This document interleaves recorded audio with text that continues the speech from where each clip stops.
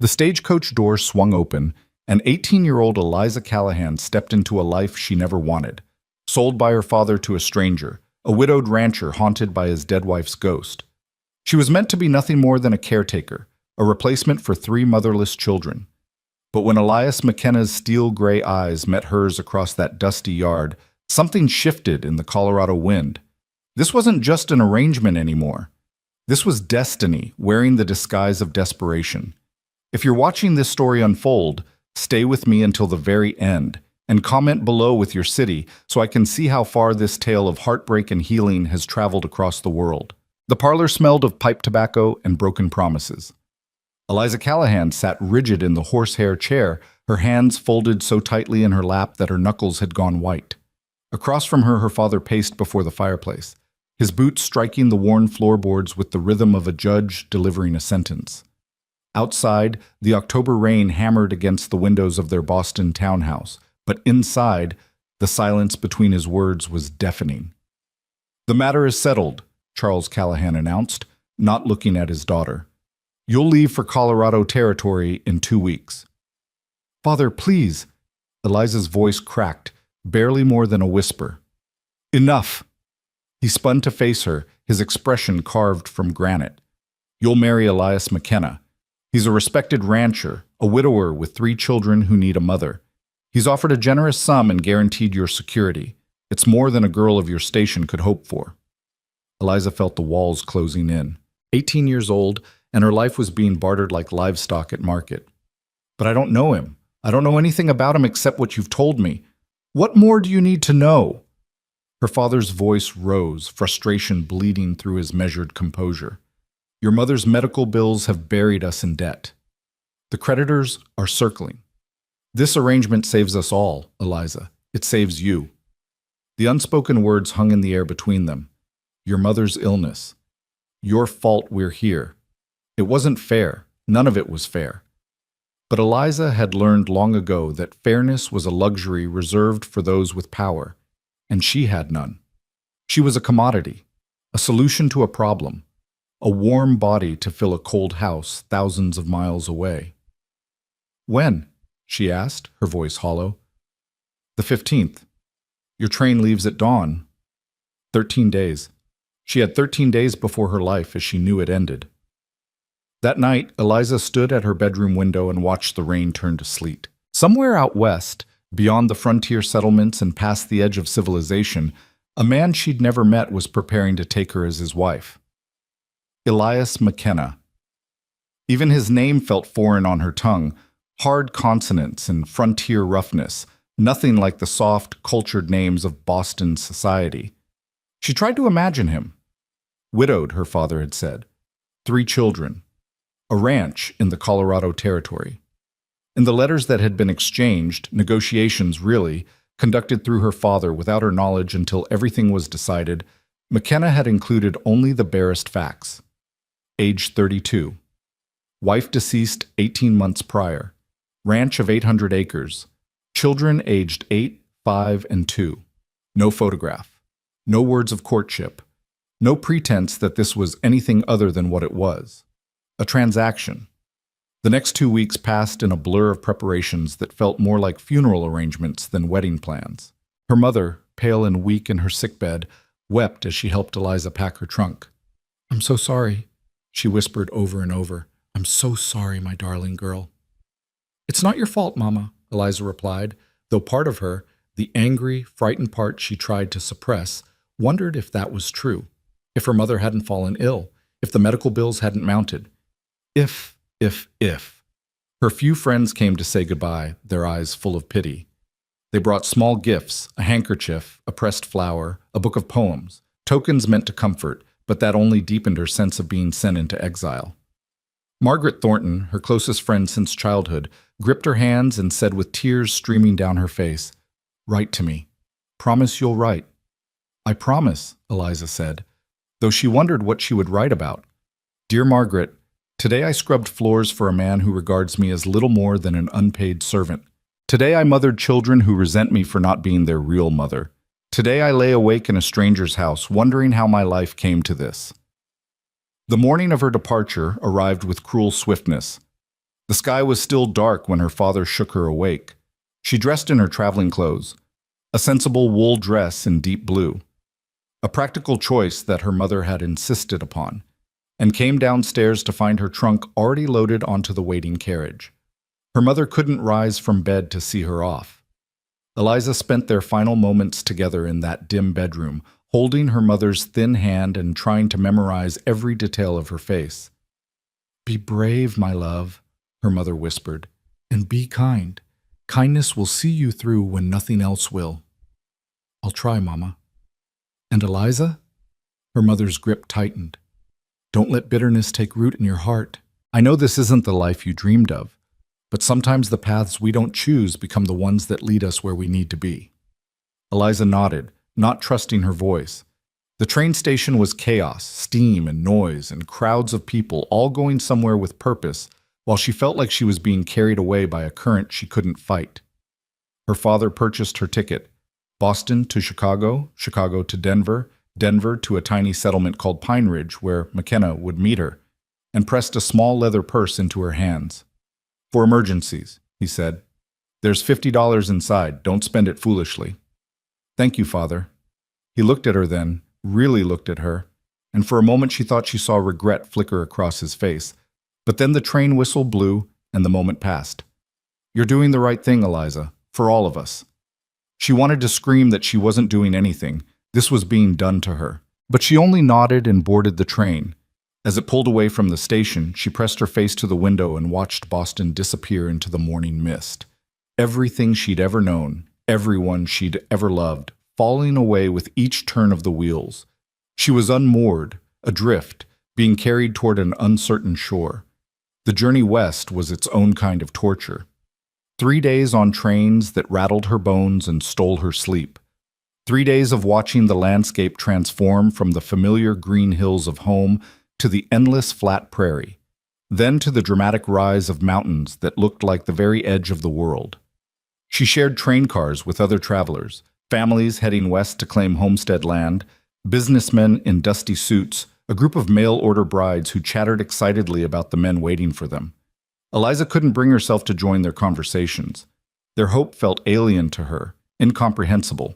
One of the brides, a cheerful girl named Sally with bright red hair, sat beside her on the second day. "You look awfully glum for a girl about to get married," she observed. "Is your fellow not handsome?" "I don't know," Eliza admitted. "I've never met him." Sally's eyes widened. "Truly? Well, that makes 2 of us. I've only seen a photograph of my John, but he looks strong as an ox. They say the ranchers out here need sturdy wives who can work hard. Are you sturdy?" Eliza looked down at her small hands, her slim frame. "No, I don't suppose I am." "Well, you'll toughen up quick enough," Sally said with confidence that Eliza envied. "The frontier makes steel out of silk, that's what they say. You'll see." But Eliza didn't want to be made into steel. She wanted to be left as silk, soft, and safe in the life she'd known. Denver came and went in a blur of elevation sickness and thinner air. Then came the final leg, a bone-rattling stagecoach journey from Denver to Pine Ridge through country so wild and beautiful it hurt to look at. Mountains thrust up against impossibly blue skies. Valleys rolled out in waves of gold and green. Eagles soared overhead, and once, in the distance, she glimpsed what the driver said was a herd of elk. It was magnificent. It was terrifying. The stagecoach carried only 3 passengers: Eliza, a grizzled prospector who smelled of whiskey and said nothing, and a stern-faced woman in widow's weeds who spent the entire journey reading her Bible and occasionally glancing at Eliza with what might have been sympathy or judgment. It was hard to tell. They stopped at way stations along the route, rough establishments where Eliza choked down whatever food was offered and tried not to think about the privies that were little more than holes in the ground. This was her life now, this rawness, this roughness. No more polished mahogany and gaslight. No more afternoon teas and piano recitals. This was the frontier, and she was being delivered to its heart. On the 4th day of travel, just as the afternoon sun began its descent toward the western peaks, the driver called down, "Pine Ridge ahead!" Eliza's heart began to pound. She smoothed her travel-rumpled dress and tried to tuck the loose strands of dark hair back into her bun.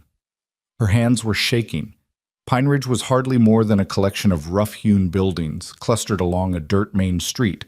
A general store, a saloon, what looked like a church, a few scattered houses. The stagecoach pulled up in front of the store, and the driver hauled down the luggage with practiced efficiency.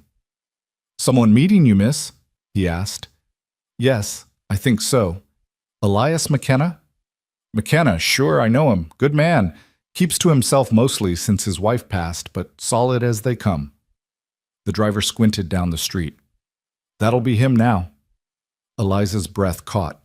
A man was walking toward them from the far end of the street, leading a horse and wagon. Even from a distance, she could see he was tall, broad-shouldered, moving with the easy confidence of someone who knew this land and his place in it. He wore a dark shirt, leather vest, and a wide-brimmed hat that shadowed his face. Her future husband. The reality of it hit her like a physical blow. This was happening. This was real. In a matter of days, she would be married to this stranger, living in his house, caring for his children, sharing his... She couldn't finish the thought. Heat flooded her face. Elias McKenna stopped a few feet away and removed his hat. "Miss Callahan?" "Yes." Her voice came out barely above a whisper. She forced herself to look at him, really look at him. He was younger than she'd expected, though the lines around his eyes and the set of his jaw spoke of hard years and harder losses. His hair was dark brown, sun-streaked at the temples, and his eyes, steel gray like storm clouds, regarded her with an expression she couldn't quite read. Not unkindness, but not warmth either. Wariness, perhaps. Assessment. He was, she realized with a start, handsome. Devastatingly so, in a rough-hewn way that had nothing to do with Boston society's standards and everything to do with the stark beauty of this wild place. The thought unsettled her almost as much as everything else. "I'm Elias McKenna," he said, his voice low and gravelly. "Welcome to Pine Ridge, Miss Callahan. I hope your journey wasn't too difficult." "It was long," she managed. "I imagine so." He moved to collect her trunk, lifting it as though it weighed nothing. "The ranch is about an hour's ride from here. The children are eager to meet you." The children, his children, who would be her responsibility now. She'd been so focused on the marriage itself that she'd almost forgotten about them. 3 of them, Jacob, Claire, and baby Anna. She knew their names, but nothing else. "I'm eager to meet them as well," she said, though eager was far from the right word. Terrified. Overwhelmed. Completely unprepared. Elias secured her trunk in the back of the wagon and then offered his hand to help her up to the seat. His palm was calloused, rough against her soft skin, and the touch sent an unexpected jolt through her. She settled onto the wooden bench, trying to arrange her skirts, while maintaining some semblance of dignity. He climbed up beside her, and she was suddenly, acutely aware of how close they were. His shoulder was inches from hers. She could smell him, leather and sage and something else, something clean and masculine that made her feel strange and off balance. "We'll stop at the general store first," he said, not looking at her as he gathered the reins. "Mrs. Patterson wanted to meet you, and I need to pick up some supplies." "Of course." The general store was dim and crowded, every surface covered with goods. Bolts of fabric, farming implements, canned goods, barrels of flour and sugar. A plump woman with gray hair and kind eyes bustled out from behind the counter the moment they entered. "Elias! And this must be Miss Callahan!" She seized Eliza's hands before she could respond. "Oh, my dear, welcome! Welcome to our little town. We're so pleased you've come. Those poor children have needed a mother, and Elias here has been running himself ragged trying to manage everything alone." "Martha," Elias said quietly, a note of warning in his voice. "Oh, hush. I'm just welcoming the girl." Mrs. Patterson beamed at Eliza. "If you need anything, dear, advice, supplies, just a friendly ear, you come right to me. We women have to look after each other out here." "Thank you," Eliza said, genuinely touched by the warmth. "That's very kind." They spent another few minutes in the store while Elias collected his supplies, and Mrs. Patterson peppered Eliza with questions about her journey, her family, her experience with children. Eliza answered as best she could, aware of Elias standing nearby, listening to every word. Finally, they were back in the wagon, heading out of town along a rutted dirt road that wound between golden hills. The late afternoon sun painted everything in amber light, And despite her anxiety, Eliza couldn't help but be moved by the beauty of it all. The sky was so vast here, so open. It made her feel both impossibly small and somehow more real than she'd ever felt in Boston's narrow streets. "It's beautiful," she said softly. Elias glanced at her, surprised. "You think so?" "Yes, very much." Something in his expression softened slightly. "It is. Harsh sometimes, especially in winter, but beautiful. My wife—" He stopped abruptly, his jaw tightening. "It's beautiful. My wife." The ghost had been invoked, suddenly present in the space between them. Eliza looked down at her hands. "I'm sorry for your loss," she said quietly. "I can't imagine how difficult it must have been." "Thank you." His voice was stiff, formal. Then, after a long pause, "Miss Callahan, I want to be clear about the nature of this arrangement." Her heart sank. Here it was, the truth laid bare. "I need someone to care for my children," he continued, his eyes fixed on the road ahead. "They need stability, a woman's influence, someone who can give them the attention and care I can't provide while running the ranch. That's what this marriage is about, the children's welfare." "I understand," she said, though understanding didn't make it hurt less. "I can't offer you romance or courtship. I had that once, and His hands tightened on the reins. "I'm not looking for it again. But I can offer you respect, security, and a home. I'll treat you fairly, Miss Callahan. You have my word on that." "And what do you expect from me, Mr. McKenna?" She was surprised by the steadiness in her own voice. "Care for the children, help manage the household, be a mother to Jacob, Clara, and Anna." He paused. "And eventually, when you're ready, be a wife in truth. I'd like more children, if God wills it." Heat flooded her face again. So there it was. Not immediately, he was saying, but eventually, he would expect she would be required. "I see," she whispered. "But there's no rush," he added quickly, perhaps sensing her panic. "We'll take time to adjust. I'm not a brute, Miss Callahan." "I didn't think you were." They rode in silence for a while, the only sounds the creak of the wagon and the clip-clop of the horses' hooves. Eliza tried to imagine what lay ahead. This house full of children and memories of a dead woman. This man beside her who spoke of duty and nothing else. This life she'd been thrust into without choice or preparation. "Tell me about the children," she said finally, needing to fill the silence with something other than her own spiraling thoughts. Elias's expression warmed noticeably. "Jacob is 8. He's a good boy, responsible, helps with the ranch work when he can. Smart, too. Loves books when he can get his hands on them. Clara is 5. He paused, choosing his words carefully. "She's having the hardest time. She was very close to her mother. And then there's Anna. She just turned 2. She doesn't remember her mother at all, which is perhaps a mercy." A mercy, Eliza thought, or a tragedy. To never know the woman who gave you life. "They know I'm coming." "Yes, I told them about you." Jacob seemed pleased. "Anna's too young to understand. Clara—" He trailed off. "Clara isn't happy about it," Eliza finished. "She's protective of her mother's memory. It's natural." He glanced at her. "Don't expect her to warm to you immediately. It'll take time." "I won't try to replace their mother," Eliza said firmly. "I couldn't, even if I wanted to. I'll just try to be, something good for them, something helpful." For the first time, she saw something like approval in his eyes. "That's all I'm asking." The ranch came into view as they crested a hill, and Eliza's breath caught. It was larger than she'd imagined, a sprawling 2-story house with a wide front porch surrounded by outbuildings and corrals. Beyond it, the land rolled away in every direction, acres and acres of golden grass and distant mountains. It was isolated, certainly, but there was a stark beauty to it that called to something deep in her chest. "Home," Elias said simply. As they drew closer, Eliza could see figures on the porch. A tall boy, Jacob, surely, standing straight and watchful. A smaller figure pressed against the railing, Clara. And in the doorway, an older woman holding a toddler in her arms. "That's Mrs. Henley," Elias explained. "She's been helping with the children for the past year. She'll stay another week to help you settle in. Then she'll return to her daughter's place in Pine Ridge. The wagon rolled to a stop in front of the house, and suddenly Eliza couldn't move. This was it. The moment everything became real. She was about to meet the children who would be her responsibility, enter the house where another woman had lived and died, begin a life she never wanted and didn't know how to navigate. Miss Callahan? Elias had already climbed down and was offering his hand.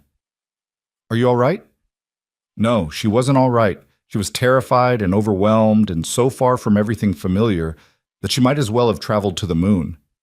But she took his hand anyway and let him help her down. Her legs were shaky from the long ride, and for a moment she swayed, steadied by his hand on her elbow. I've got you, he said quietly. Did he? Did anyone? Mrs. Henley came down the porch steps, baby Anna balanced on her hip. She was a sturdy woman in her 60s with shrewd eyes and a no-nonsense air about her. So you're the new Mrs. McKenna, she said, looking Eliza up and down. You're younger than I expected. I'm 18, ma'am. 18. Mrs. Henley shook her head. Well, you'll age quick enough out here. This ain't Boston, girl, but you look like you've got some spine in you. You'll need it. She thrust the baby toward Eliza. This is Anna. She's teething something fierce and hasn't napped worth a damn today, begging your pardon for the language. Eliza took the child awkwardly, unprepared for the solid weight of her. Anna regarded her with solemn brown eyes, her father's eyes, and then, without warning, began to wail. She's fussy with strangers, Mrs. Henley said over the noise. Give her time. Eliza bounced the screaming child ineffectively, panic rising in her chest. She had no idea what to do. She'd never held a baby in her life, never been around young children. What had she been thinking? How was she supposed to— Here! Elias took Anna from her gently and settled the child against his shoulder. Anna's cries subsided to whimpers almost immediately. It's all right, sweet girl. It's all right. The tenderness in his voice, the practiced ease of his movements, made Eliza's chest ache with something she couldn't name. He was a good father. Whatever else he might be, he loved his children. Jacob, Clara, Elias called toward the porch. Come meet Miss Callahan. Jacob descended the steps with the cautious dignity of a boy trying to be a man. He was tall for 8, with his father's dark hair and serious expression. He stopped in front of Eliza and executed a small formal bow. Pleased to meet you, Miss Callahan. Pa says you're going to take care of us now. I'm going to try, Eliza said, smiling at him. Your father tells me you like books. So do I. A spark of interest lit his eyes. Do you? What kinds of books? All kinds. Poetry, novels, histories. Can you read Robinson Crusoe? I've been trying, but some of the words are too hard. I'd be happy to read it with you. Jacob, go help unload Miss Callahan's trunk, Elias instructed. The boy nodded and moved toward the wagon, leaving Eliza facing the small figure still pressed against the porch railing. Clara McKenna was tiny for 5, with honey blonde hair and braids and eyes that were a striking shade of blue, eyes that regarded Eliza with open hostility. She wore a simple calico dress and clutched a rag doll to her chest like a shield. Hello, Clara, Eliza said gently, moving closer. I'm very happy to meet you. Your father has told me so much about you. Clara's chin lifted. You're not my mama. The words delivered in a clear, defiant voice landed like blows. No, Eliza agreed softly. I'm not. No one could ever be your mama but her. I'm not here to take her place, Clara. I'm just here to help. We don't need help. We were fine without you. Clara, Elias said sharply. That's enough. Apologize to Miss Callahan. No. Tears suddenly flooded Clara's eyes, but her expression remained fierce. I won't. I won't. She whirled and ran into the house, the screen door slamming behind her. Silence fell over the yard. Eliza felt her face burning with embarrassment and hurt. She'd known this wouldn't be easy, but the raw rejection still stung. I'm sorry, Elias said quietly, Anna still against his shoulder. She's struggling. It's all right, Eliza said, though it wasn't. Nothing about this was all right. She has every right to her feelings. Mrs. Henley snorted. Feelings or not, she can't be rude. I'll speak to her. No, Eliza said quickly. Please don't. She's grieving. Let her be. The older woman studied her with new respect. Maybe you do have spine after all. She gestured toward the house. Come on then, I'll show you around before I get supper started. Elias, you and Jacob see to the horses and Miss Callahan's trunk.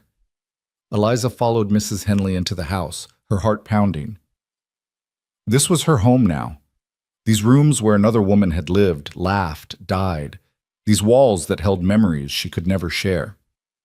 The interior was surprisingly well appointed, not rough frontier housing, but a real home with polished wood floors, furniture that had clearly been chosen with care, framed photographs on the walls. The parlor held a piano, its surface dusty from disuse. The kitchen was large and well stocked, with a massive black stove and a sturdy table that could seat 8. Second floor is bedrooms, Mrs. Henley explained, leading the way up the stairs. Elias's room is at the end of the hall. That's where you'll sleep once you're properly wed. For now, I've put you in the spare room across from the children. Jacob has his own room, and Clara and Anna share. My room is downstairs off the kitchen, but I'll be leaving next week. Next week. 1 week to learn everything she needed to know about running this household, caring for these children, being a wife to a man she didn't know. Mrs. Henley pushed open a door to reveal a small but pleasant room with a brass bed, a washstand, and a window that looked out over the corrals. Eliza's trunk sat at the foot of the bed, already delivered by Jacob and Elias. It's not much, but it's clean, Mrs. Henley said.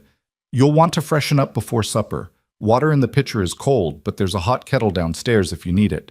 Supper's in an hour. She left Eliza alone, and for the first time all day, Eliza let herself sink onto the bed and simply breathe. Her hands were shaking again. Everything was shaking.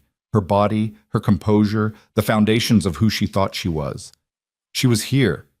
She was actually here, in this strange house, about to become the wife of a man who wanted nothing from her but service and eventually children. About to become mother to 3 children who didn't want her, or at least one who very much didn't. A soft knock interrupted her spiraling thoughts. Miss Callahan? It was Jacob's voice, tentative through the door. Yes? Come in.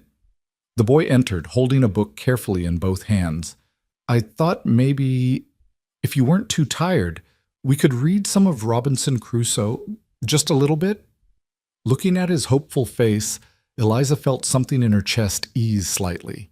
Here, at least, was one person who wanted her here. One small connection in a house full of strangers and grief. I'd like that very much, she said, patting the bed beside her. Come sit. They read together for half an hour, Jacob sounding out the difficult words while Eliza helped him through the harder passages. He was bright, as Elias had said, and hungry for learning. He asked her questions about the story, about England, about what it must be like to be shipwrecked on an island. Do you think you'd survive? He asked. If you were shipwrecked? I don't know, Eliza said honestly. I suppose you don't know what you're capable of until you're tested. Pa says the frontier tests everyone. He says it makes you stronger or breaks you, and there's no in between. And what do you think? Jacob considered this seriously. I think it's doing both to him, making him stronger but breaking him too. He looked up at her with those solemn eyes. Maybe you can help fix what's broken.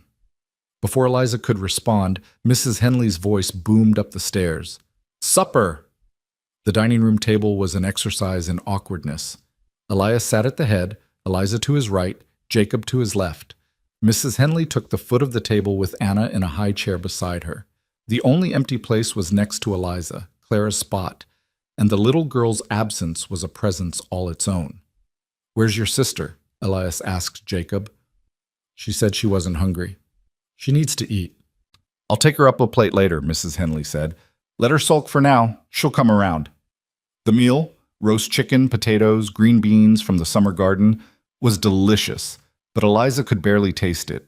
She was too aware of Elias beside her, of the weight of expectations and uncertainties, of the ghost that seemed to hover over the table though no one mentioned her. Miss Callahan has offered to help Jacob with his reading, Elias said, breaking the silence. That's good, Mrs. Henley approved. Boy needs schooling. It's a shame the teacher in Pine Ridge left last spring. No one's replaced her yet. I could teach him, Eliza offered, and Clara too when she's ready. You know about teaching? Elias looked surprised. I attended a good school in Boston. I'm not trained as a teacher, but I could manage the basics: reading, arithmetic, history, geography. That would be, Elias paused, something like gratitude in his eyes. That would be very helpful. Thank you. After supper, Mrs. Henley showed Eliza the rhythms of the household, where things were kept, how to work the temperamental stove, when the children needed to be put to bed. It was overwhelming, but Eliza took mental notes, determined to prove she could handle this even if she felt like she was drowning. When the children were settled, Jacob in his room with his book, Anna asleep in her crib, Clara still refusing to come out, Eliza found herself alone with Elias on the front porch. The sun had set, and stars were beginning to emerge in the darkening sky, more stars than she'd ever seen in her life. "I want to show you something," Elias said quietly. He led her around the side of the house to a small fenced area beneath a willow tree. Inside the fence were two wooden crosses, simply carved. The larger one read, "Sarah McKenna, beloved wife and mother, 1850 to 1882. Eliza's throat tightened. Sarah. Her name had been Sarah. "I wanted you to know where she is," Elias said, his hat in his hands, his voice rough. "She's part of this place, part of these children. I can't pretend she never existed, and I won't ask you to." "I wouldn't want you to," Eliza said softly. He looked at her then, really looked at her, and she saw the pain etched into every line of his face. This was a man still deep in grief, still bound to the woman buried beneath that willow tree.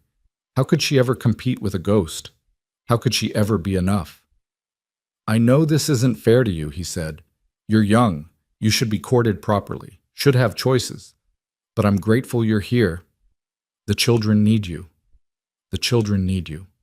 Not I need you. Not even welcome. Just the children." "I'll do my best by them," Eliza promised. "That's all I can offer." "It's enough." But as she lay in her narrow bed that night, listening to the unfamiliar sounds of this house settling around her, Eliza wondered if it would ever truly be enough. She was 18 years old, 1,200 miles from everything she'd known, married to a ghost as much as to a man. And tomorrow it would all become real. The wedding would bind her here forever. The morning sun was barely touching the horizon when Eliza woke to the sound of a rooster crowing and boots on hardwood floors. For a disoriented moment, she thought she was back in Boston, that the past weeks had been nothing but a fever dream. Then she opened her eyes to unfamiliar walls, and reality crashed down like cold water. Today was her wedding day. There was no excitement, no flutter of anticipation, just a heavy inevitability settling into her bones. In a few hours, she would stand before a minister and promise herself to a man who saw her as a solution to a problem. She would become Mrs. Elias McKenna, stepmother to 3 children, mistress of a house that still belonged to a dead woman. A soft knock pulled her from her thoughts. "Miss Callahan," Mrs. Henley's voice came through the door. "Time to get up. Reverend Michaels will be here at 10, and there's breakfast to make." Breakfast to make. On her wedding morning. Eliza almost laughed at the absurdity of it. She dressed quickly in the same blue traveling dress she'd worn yesterday. It was the nicest thing she owned, though hardly wedding finery. In Boston, girls spent months planning their weddings, choosing fabrics for gowns, selecting flowers, dreaming of cathedral ceremonies with hundreds of guests. Eliza would have a quick ceremony in a rancher's parlor with a handful of witnesses and no white dress to mark the occasion. The kitchen was already warm when she entered, Mrs. Henley at the stove and Jacob sitting at the table carefully cutting slices of bread. The boy looked up and gave her a tentative smile. "Morning, Miss Callahan. Are you nervous?" "Terrified," Eliza admitted, surprising herself with her honesty. Mrs. Henley turned from the stove with a knowing look. "That's natural enough. Every bride gets the jitters. You'll settle in soon enough." "But I'm not every bride," Eliza wanted to say. Every bride isn't purchased like cattle. Every bride isn't replacing a ghost. "Where's your father?" she asked Jacob instead. "Out with the horses already. He's always up before dawn." The boy hesitated. "He's nervous too, I think. I heard him pacing last night." So she wasn't alone in her anxiety. That was something, at least. Anna was already in her high chair, smearing porridge across her face with apparent delight. When she saw Eliza, the toddler's face crumpled and she reached for Mrs. Henley with a wail. She'll warm to you, Mrs. Henley said, scooping the child up. Just give her time. Time. Everyone kept saying that, as if time would magically make this situation less impossible. Clara didn't appear for breakfast. When Eliza asked, Mrs. Henley just shook her head. Still in her room. Stubborn as her mother was, that one. The words hung in the air. Her mother, Sarah, the woman whose shadow filled every corner of this house. What was she like? Eliza asked quietly. Mrs. McKenna. Sarah.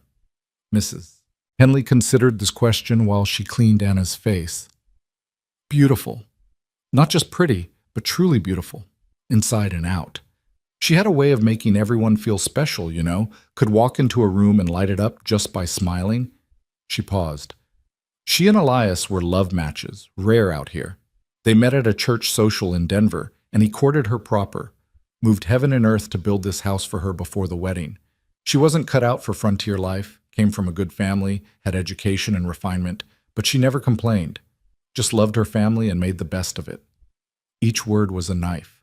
Beautiful, refined, beloved. A love match. How could Eliza ever measure up to that? How could she ever be anything but a pale imitation, a necessary substitute that would never be enough? She died giving birth to Anna, Mrs. Henley continued, her voice softer now.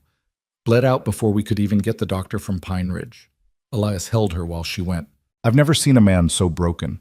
He wouldn't speak for 3 days after, just sat by her grave from sunrise to sunset. That's horrible, Eliza whispered. It's the frontier. Women die in childbirth all the time out here, but knowing that doesn't make it easier. Mrs. Henley met Eliza's eyes. I'm telling you this not to scare you, but so you understand what you're walking into. That man out there is still grieving. Those children are still grieving. They need you, Miss Callahan, but they're not ready to admit it yet. Before Eliza could respond, the back door opened and Elias entered, hat in hand, his shirt damp with sweat from morning work. He stopped when he saw her, and something flickered across his face. Surprise, perhaps, or uncertainty. Miss Callahan, I didn't know you were up. I'm an early riser, she lied. In truth, she'd rarely seen dawn in Boston, but that life was gone now. He nodded, awkward in a way he hadn't been yesterday. Reverend Michaels will be here soon. I need to clean up. Of course. He disappeared upstairs and Eliza felt the weight of what was coming pressed down harder. In just hours, they would be bound together, for better or worse, till death do us part. Mrs. Henley put a plate of eggs and bacon in front of her. Eat, you'll need your strength. But Eliza's stomach was in knots.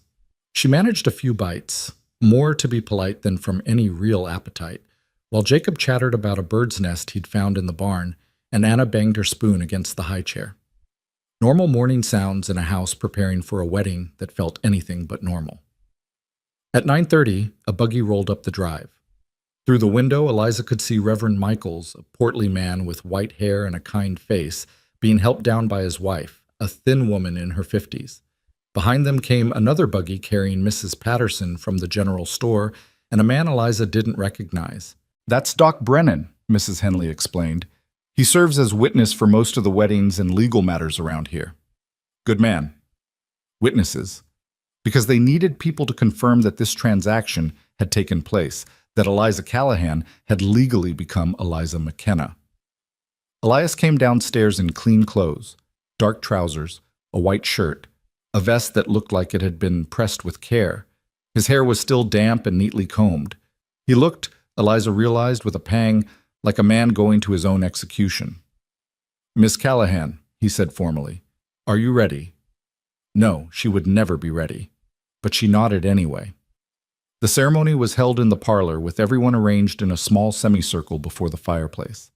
Elias stood straight and stiff as a soldier, Eliza beside him trying not to tremble. Reverend Michaels opened his Bible and began to speak about the sanctity of marriage, about duty and devotion, about cleaving unto one another. Eliza barely heard the words. She was too aware of Elias beside her, of the curious and pitying glances from the small audience, of Clara watching from the staircase with tears streaming down her face. Elias McKenna, do you take this woman to be your lawfully wedded wife, to have and to hold from this day forward, for better or worse, for richer or poorer, in sickness and in health, till death do you part? I do. His voice was steady, giving nothing away. And do you, Eliza Callahan, take this man to be your lawfully wedded husband, to have and to hold from this day forward, for better or worse, for richer or poorer, in sickness and in health, till death do you part. This was it. Her last chance to run, to refuse, to choose a different path. But there was no different path. There was only this. Duty, survival, the life she'd been given whether she wanted it or not. I do, she whispered. The ring? Elias produced a simple gold band from his pocket. His hands were steady as he slipped it onto her finger, though Eliza's were shaking so badly she could barely hold still. The ring was warm from his pocket, slightly too large, and unmistakably plain. A working man's ring for a working marriage.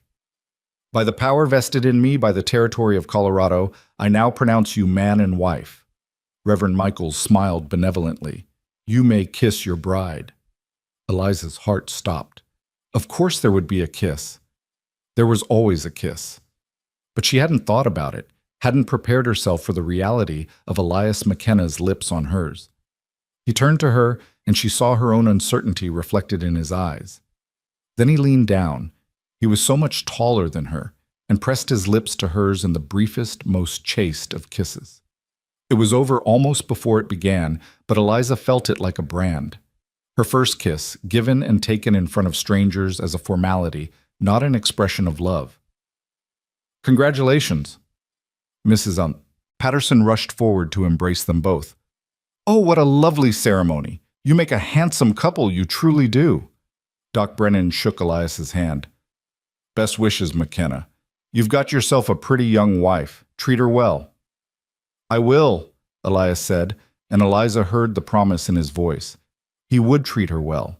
He would be fair and respectful and honorable. But he would never love her. That was the unspoken truth beneath all the congratulations and well wishes. Mrs. Henley had prepared a small wedding breakfast, cakes and coffee and cold chicken, and everyone gathered around the dining table to celebrate. Everyone except Clara, who had disappeared back upstairs. Eliza caught Elias looking toward the stairs more than once, his expression pained. I should go talk to her, Eliza said quietly. Maybe it's better to give her space, Elias replied. Or maybe she needs to know I'm not her enemy. She found Clara in the room she shared with Anna, sitting on the floor with her rag doll clutched to her chest. The little girl's face was blotchy from crying, her blue eyes red-rimmed and defiant. Go away, Clara said immediately. Eliza sat down on the floor anyway, keeping a respectful distance. I know you don't want me here. Then leave. I can't. I'm your father's wife now. This is my home, too. It was Mama's home first. The words burst out like a sob. Everything here was Mama's. Her dishes, her curtains, her piano. Even Papa was hers, and now you're going to take it all away and pretend she never existed. No, Eliza said firmly. I'm not. I could never do that, Clara, and I would never try. Your Mama was special. She loved you and your father and your brothers so much. I'm not here to make you forget her. Then why are you here? Clara's voice broke. Why did Papa have to marry you? Because he loves you, Eliza said simply. Because he's trying to give you the best life he can, and he knows you need someone to take care of you. Not to replace your mother, no one could ever do that, but to help. To be there when you're scared or sick or lonely. I don't want you to be there. I want my Mama. I know, sweetheart. I know you do. Clara looked at her with those devastating blue eyes. Sarah's eyes, surely. Did you want to come here? The question caught Eliza off guard with its perceptiveness. No, she admitted. I didn't. My father sent me. So we're both stuck with something we don't want. I suppose we are. Eliza managed a sad smile. But maybe we can make the best of it together. I'm scared too, Clara. I'm far from home, and I don't know what I'm doing, and I miss my mother terribly. We're not so different, you and I. For a moment, she thought she saw Clara's expression soften, but then the little girl's jaw set stubbornly. You're still not my Mama. I know, I'm just Eliza, and I hope someday we can be friends. She left Clara there and returned downstairs, her heart heavy. The wedding guests were preparing to leave, offering final congratulations and advice. Mrs. Patterson pulled Eliza aside and pressed a small package into her hands. Just a little something from the store, some lavender soap and hand cream. A girl should have nice things on her wedding day. Thank you, Eliza said, genuinely touched. That's very kind. And if you ever need to talk, dear, woman to woman, you know where to find me. Mrs. Patterson lowered her voice. It's not easy, being a wife, especially to a man still mourning, but you're stronger than you look, I can tell. After the guests departed, an awkward silence fell over the house. Elias retreated to his study to work on ranch accounts. Mrs. Henley took Anna down for a nap. Jacob disappeared to the barn with a book, and Eliza stood in the middle of the parlor, now officially mistress of this house, with no idea what to do with herself. She wandered through the rooms, seeing them with new eyes. This was her home now. These were her responsibilities. The piano in the corner was dusty. She could clean it. The curtains in the dining room needed mending. She could fix them. The garden visible through the kitchen window was overgrown. She could tend it. Small tasks, manageable tasks, ways to make herself useful and necessary. She found Mrs. Henley in the kitchen preparing lunch. Can I help? The older woman looked surprised. It's your wedding day. You should be resting. I'd rather be useful. Mrs. Henley studied her for a long moment, then nodded. All right then. You can start by learning how to make Elias's favorite stew. He'll appreciate a familiar meal tonight. They worked side by side, Mrs. Henley explaining the rhythms of the household as they chopped vegetables and browned meat. The children needed breakfast at 7, lunch at noon, supper at 6. The stove needed to be stoked 3 times a day. Water had to be hauled from the pump behind the house. Laundry was done on Mondays, ironing on Tuesdays. The chickens needed feeding every morning, eggs collected every afternoon. It was overwhelming, but Eliza absorbed it all, determined to prove she could manage. She'd been raised to be a gentleman's wife in Boston, to pour tea and play piano and make polite conversation at dinner parties. Now she needed to become something else entirely, a frontier woman, capable and strong.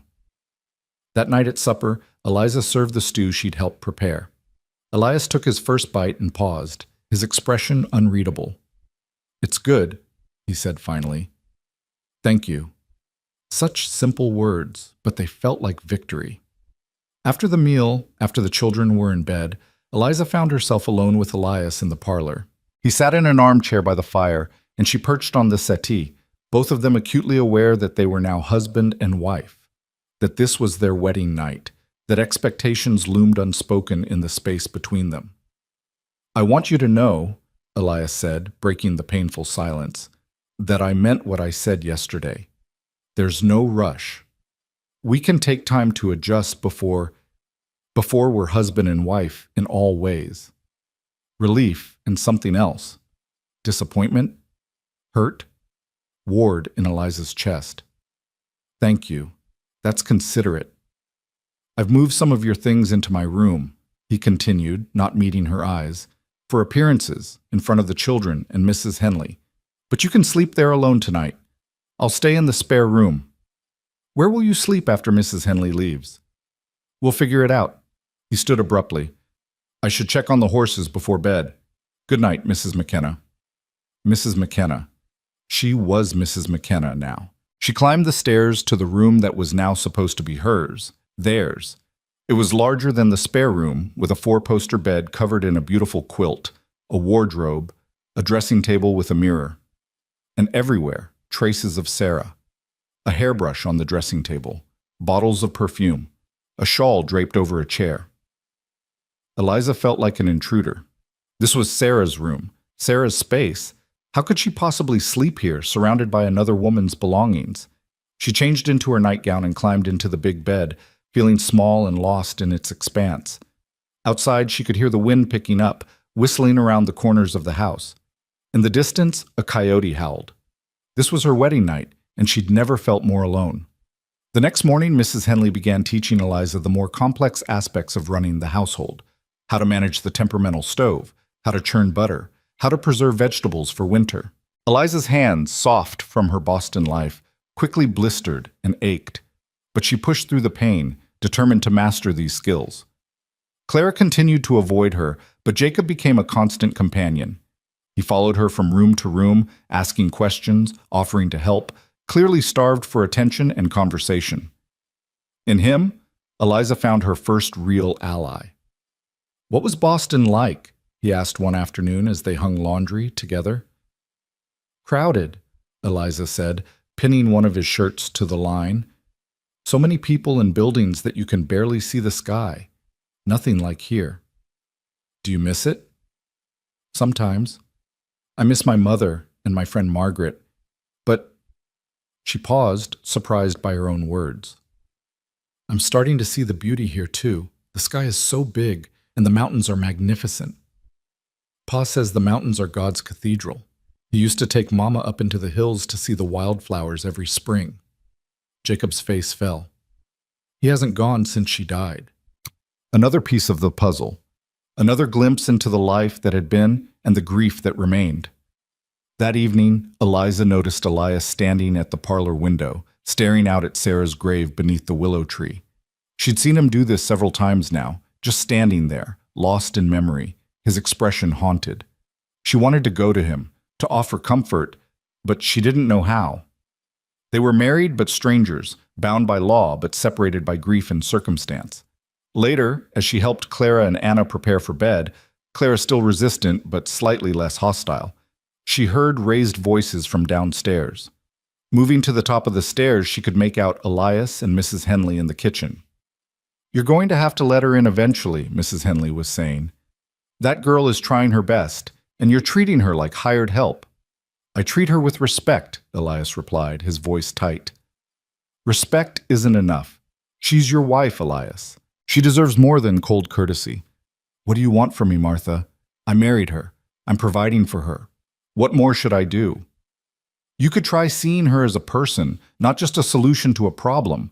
She's 18 years old, for God's sake, scared and alone and trying to find her place in a house full of ghosts. Show her some kindness." Silence. Then, "I'm trying." "Try harder." Eliza crept back to her room, to Sarah's room, her cheeks burning. So even Mrs. Henley saw the distance between them, the coldness of this arrangement. She was trying so hard to be useful, to be worthy, to earn her place. But maybe useful wasn't enough. Maybe worthy wasn't the same as wanted. 3 days passed in a blur of lessons and chores. Eliza learned to make bread, to feed the chickens, to sweep floors and wash windows. Her hands grew rougher, her back ached, but she felt herself growing stronger too. There was satisfaction in mastering these tasks, in seeing the house respond to her care. Clara began to thaw by degrees. She didn't speak to Eliza directly, but she stopped running away when Eliza entered a room. Once, Eliza caught the little girl watching her from the stairs as she played piano, tentatively, self-consciously, testing whether she was allowed to touch Sarah's instrument. "Do you know any songs?" Clara asked suddenly. Eliza's hand stilled on the keys. "A few. Would you like to hear one?" Clara nodded, creeping down the stairs to perch on the edge of a chair. Eliza played a simple lullaby her mother used to sing, and as the notes filled the room, she saw Clara's expression soften. When the song ended, the little girl said quietly, "Mama used to play that one." "Did she? She had good taste. Will you play it again?" "As many times as you want." It was the first real conversation they'd had, and Eliza's heart lifted with hope. Maybe, just maybe, she could find her way into this child's heart. On the 4th day, Mrs. Henley announced it was time for her to return to her daughter's home in Pine Ridge. "You're ready," she told Eliza that morning. "You know what needs doing, and you're not afraid of hard work. You'll manage just fine." But as the older woman climbed into Elias's wagon for the ride to town, Eliza felt panic rise in her throat. She wasn't ready. She barely knew what she was doing. How could she possibly manage 3 children and a household on her own? "You'll do well," Mrs. Henley said, as if reading her thoughts. "Trust yourself. And be patient with Elias. He's a good man under all that grief. Give him time. Time. Always time." The house felt different with Mrs. Henley gone. Quieter, more intimidating. Suddenly, every decision was Eliza's to make, every problem hers to solve. When Anna woke from her nap crying and feverish, Eliza had to figure out how to bring down the fever. When Jacob tore his trousers, she had to mend them. When Clara refused to eat her vegetables, she had to find a way to coax her. By the end of that first day alone, Eliza was exhausted in ways she'd never experienced. Every muscle ached, her head pounded, and she wanted nothing more than to collapse into bed and sleep for a week. But there was still supper to make, children to bathe, a kitchen to clean. She was stirring a pot of soup when Elias came in from the barn. He stopped in the doorway, taking in the scene. Anna in her high chair covered in mashed carrots, Clara and Jacob at the table playing with wooden blocks, Eliza at the stove with flour in her hair and exhaustion written across her face. "How was your first day?" he asked. "Harder than I expected," she admitted, "but we survived." Something shifted in his expression. "You look tired." "I am tired. Why don't you sit down? I can finish supper." She stared at him in surprise. "You can cook?" "I've been doing it for over a year, Mrs. McKenna." Had to learn quick when Sarah... He trailed off, jaw tightening. "Sit, please." Too exhausted to argue, Eliza sank into a chair and watched as Elias moved around the kitchen with practiced efficiency. He finished the soup, sliced bread, poured milk for the children. His movements were sure and capable, so different from the stiff formality he usually showed her. "Papa's a good cook," Jacob said proudly. "He makes the best flapjacks." "Maybe he can teach me," Eliza said. Elias glanced at her. "Maybe." That night, after the children were in bed, they sat together in the parlor again. The silence was less awkward than before, filled instead with a tentative understanding. "Thank you," Eliza said, "for helping with supper. You looked like you needed it." He paused. "Mrs. Henley was right. I haven't been. I should be more helpful. This is new for you." "Everything is new for me," Eliza said softly. "But I'm trying." "I can see that." His eyes met hers, and for the first time she saw something other than grief and distance there. "You're doing well with the children. Better than I expected." It wasn't much, but it was something. A small recognition of her efforts, a crack in the wall he'd built around himself. "Clara played piano with me today," Eliza ventured. "Just for a few minutes, but it felt like progress." Elias's expression tightened. "Sarah used to play with her. She was teaching her before—" He stood abruptly. "I should check on the horses." And just like that, the ghost was back, standing between them like an insurmountable barrier. As October deepened into November, a rhythm began to establish itself. Eliza woke at dawn to start breakfast, got the children dressed and fed, spent mornings on housework and afternoons teaching Jacob his letters and numbers. Clara began joining their lessons, grudgingly at first, then with increasing interest. Anna grew accustomed to Eliza's presence, eventually allowing herself to be held without tears. The work was relentless, harder than anything Eliza had ever done in Boston. Her hands, once soft and pale, became rough and chapped. Her dresses grew loose as she lost weight from the constant activity, but she also felt herself changing in ways that had nothing to do with the physical. She was becoming capable, confident, stronger than she'd known she could be. Elias remained distant but not unkind. He helped with the children more than she'd expected, taking over their baths in the evenings, reading to them before bed. He fixed things around the house without being asked: a loose floorboard, a stuck window, the squeaky hinge on the pantry door. He left coffee warming on the stove for her each morning before he went out to the barn. Small gestures, but they meant something. One evening, Eliza was folding laundry when she came across a woman's dress in the basket, beautiful but worn, with delicate embroidery on the collar. Sarah's dress, she realized. Someone had packed it with the children's clothes. She held it up, studying the careful stitching, imagining Sarah wearing it, laughing in it, living in it. They were similar in size, she and Sarah. The dress would probably fit her. That was her favorite. Eliza spun to find Elias in the doorway, his expression unreadable. "I'm sorry," she said quickly. "I didn't mean to—" "It's all right." He stepped into the room, his eyes on the dress. She wore it to church every Sunday, said it made her feel pretty. His voice roughened. Everything made her feel pretty. She had a way of finding joy in the smallest things. Unlike me, Eliza thought. Unlike this arrangement that has no joy in it. "What should I do with it?" she asked quietly. Keep it. Alter it if you need to, or give it away. He swallowed hard. I can't keep holding on to everything. She's gone, and keeping her clothes won't bring her back. It was the most vulnerable she'd ever seen him, and something in Eliza's chest cracked open. I know I'm not her, she said softly. I know I never will be.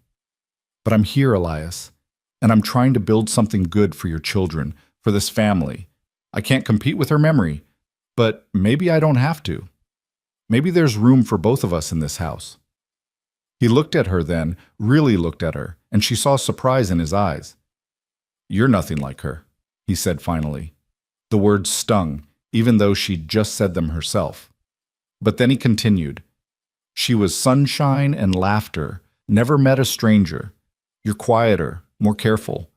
But you're strong in ways she never had to be, and you're kind to my children even when they make it hard.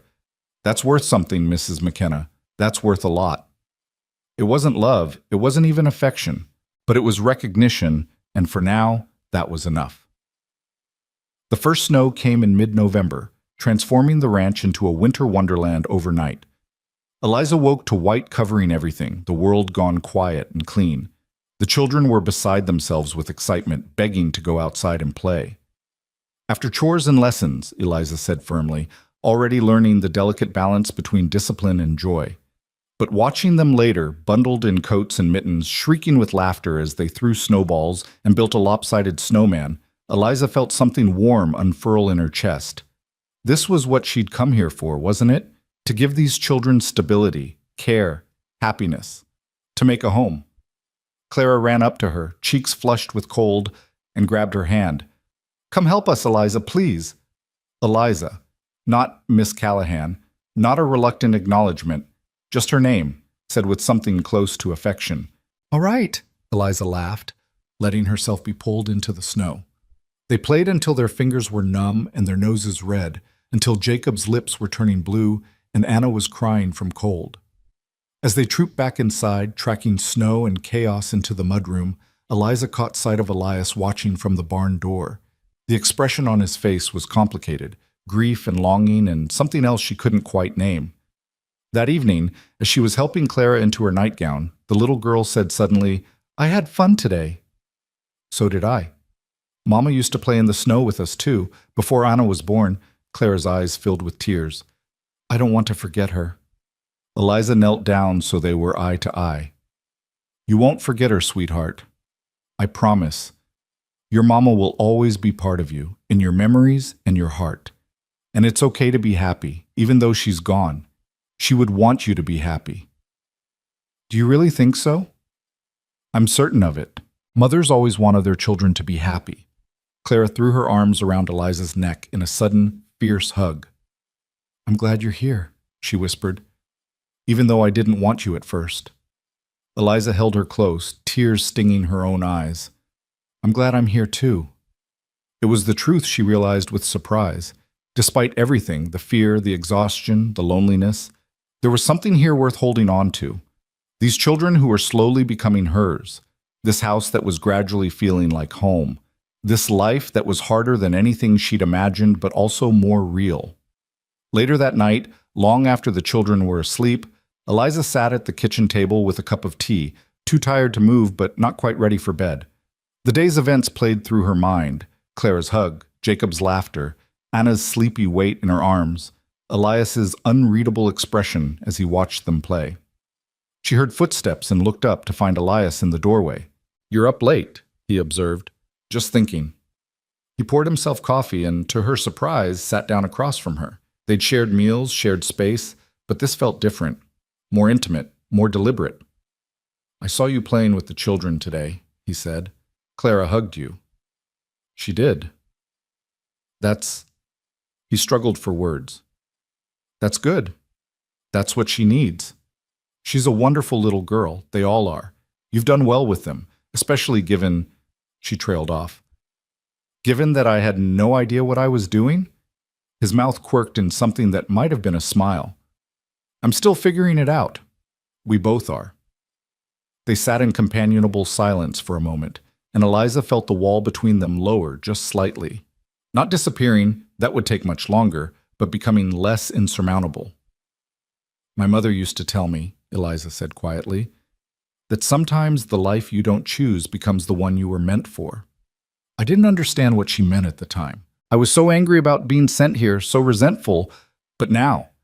She looked around the kitchen, this room she'd learned to navigate, this home she was slowly making her own. Now I'm beginning to see what she meant. Elias studied her for a long moment. You're stronger than you look, Mrs. McKenna. Stronger than I gave you credit for. So are you, Mr. McKenna. Something passed between them then. Not love, not yet, but understanding. Mutual respect. The first tentative threads of partnership. As Eliza finally climbed the stairs to bed, she realized that for the first time since arriving in Colorado, she didn't feel quite so alone. She was building something here, brick by brick, day by day. A place in this family, a purpose. Maybe even, eventually, a future worth wanting. The ghost was still there, would always be there. But perhaps there was room for both Sarah's memory and Eliza's present. Perhaps this house was big enough for all of them. Winter settled over the ranch with a fierce determination that took Eliza's breath away. The snow that had seemed so magical in November became a relentless force by December, piling in drifts against the house and barn, transforming the landscape into an endless white expanse that stretched to the horizon. The wind howled down from the mountains with a cold so sharp it felt like knives against exposed skin. Eliza had never experienced anything like it. Boston winters were cold, certainly, but this was something else entirely. A wild, untamed cold that reminded her daily just how far she was from civilization, how dependent they all were on preparation and providence to survive until spring. The ranch became an island unto itself. Travel to Pine Ridge was impossible except on the clearest days, and even then Elias wouldn't risk it unless absolutely necessary. They were isolated, the five of them, bound together by necessity and proximity in ways that might have been suffocating if Eliza hadn't been so focused on simply keeping them all fed, warm, and alive. She learned quickly that winter on a frontier ranch meant constant work. Wood had to be brought in from the pile behind the barn multiple times a day to feed the insatiable stove. Snow had to be melted for washing water. The chicken coop needed to be checked constantly to ensure the hens hadn't frozen. Meals required careful planning from their dwindling stores. No fresh vegetables now, only what had been preserved in the fall, supplemented by potatoes from the root cellar and the occasional rabbit Elias managed to snare. "You're doing well," Elias said one morning as he came in from feeding the horses, stamping snow from his boots. "Better than I expected, honestly. Most women from back east struggle their first winter out here." Eliza looked up from the bread dough she was kneading, her hands dusted with flour. "I'm struggling. I'm just not letting you see it." He paused, surprised by her honesty, and something that might have been a smile tugged at his mouth. "Fair enough, but you're managing the struggle, and that's what matters." It was true, though some days the managing felt like barely holding on by her fingertips. The isolation wore on her more than she'd expected. She missed adult conversation beyond practical discussions of chores and children. She missed her mother with an ache that sometimes took her breath away. She missed Margaret's letters. The last one had arrived just before the heavy snows began, and now there would be no more until spring. But there were also moments of unexpected beauty. Clara had fully thawed toward her now, seeking her out for comfort when she scraped a knee or felt scared during the howling nighttime storms. Jacob had become her constant shadow, helping with whatever tasks she was tackling, chattering about everything and nothing. Even Anna, no longer a baby but a toddling, babbling little person, would reach for Eliza first when she fell or needed comfort. She was becoming their mother in all but name, and the realization filled her with both joy and a strange, guilty sorrow. These weren't her children. She hadn't carried them, birthed them, nursed them. That honor belonged to Sarah, whose memory still hung in every corner of the house. Yet here Eliza was, the one wiping their tears and kissing their hurts and tucking them in each night. One evening in mid-December, Clara came to her with something clutched in her small hands. "I found this in Mama's sewing basket," she said, holding out a half-finished quilt. "She was making it for my bed, but she never finished." Eliza took the quilt carefully. examining the delicate stitching, the pattern of stars and moons and blues and yellows. Sarah's hands had touched this fabric, guided these needles. It felt sacred somehow, precious and fragile. "It's beautiful," she said softly. "Will you help me finish it?" Clara asked, her blue eyes wide with hope and hesitation. "So I can remember her? So I won't forget what her stitches looked like?" Eliza's throat tightened. "Of course I will, sweetheart. We'll finish it together." That night, after the children were in bed, Eliza spread the quilt across the kitchen table and studied the pattern, trying to understand Sarah's vision for it. Elias found her there, needle in hand, squinting in the lamplight as she attempted to match the intricate stitching. "What are you doing?" he asked, then saw the quilt and went still. "That's Sarah's." "Clara found it. She asked me to help her finish it." He was silent for so long that Eliza looked up, worried she'd overstepped some invisible boundary. But his expression wasn't angry. It was complicated, layered with emotions she couldn't quite parse. "She started that the summer before Anna was born," he said quietly, moving closer to run his fingers over the fabric. "Said she wanted Clara to have something special, something made with love. She was planning to finish it during the winter, but then—" He stopped, jaw tightening. "I'll be careful with it," Eliza promised. "I'll try to make my stitches as beautiful as hers. Your stitches don't have to be like hers." Elias pulled out a chair and sat down across from her. "They just have to be yours. Clara wants this finished, and that matters more than making it perfect." Over the following weeks, finishing that quilt became a ritual. Every evening, after supper was cleared and the children were settled, Eliza would bring out the quilt and work on it by lamplight. Sometimes Clara would join her small fingers struggling with the needle but determined to contribute. Sometimes Jacob would sit nearby with a book, reading aloud while they sewed. And increasingly, Elias would join them, not sewing, but simply present, carving small wooden toys or mending tack, his quiet presence an anchor in the room.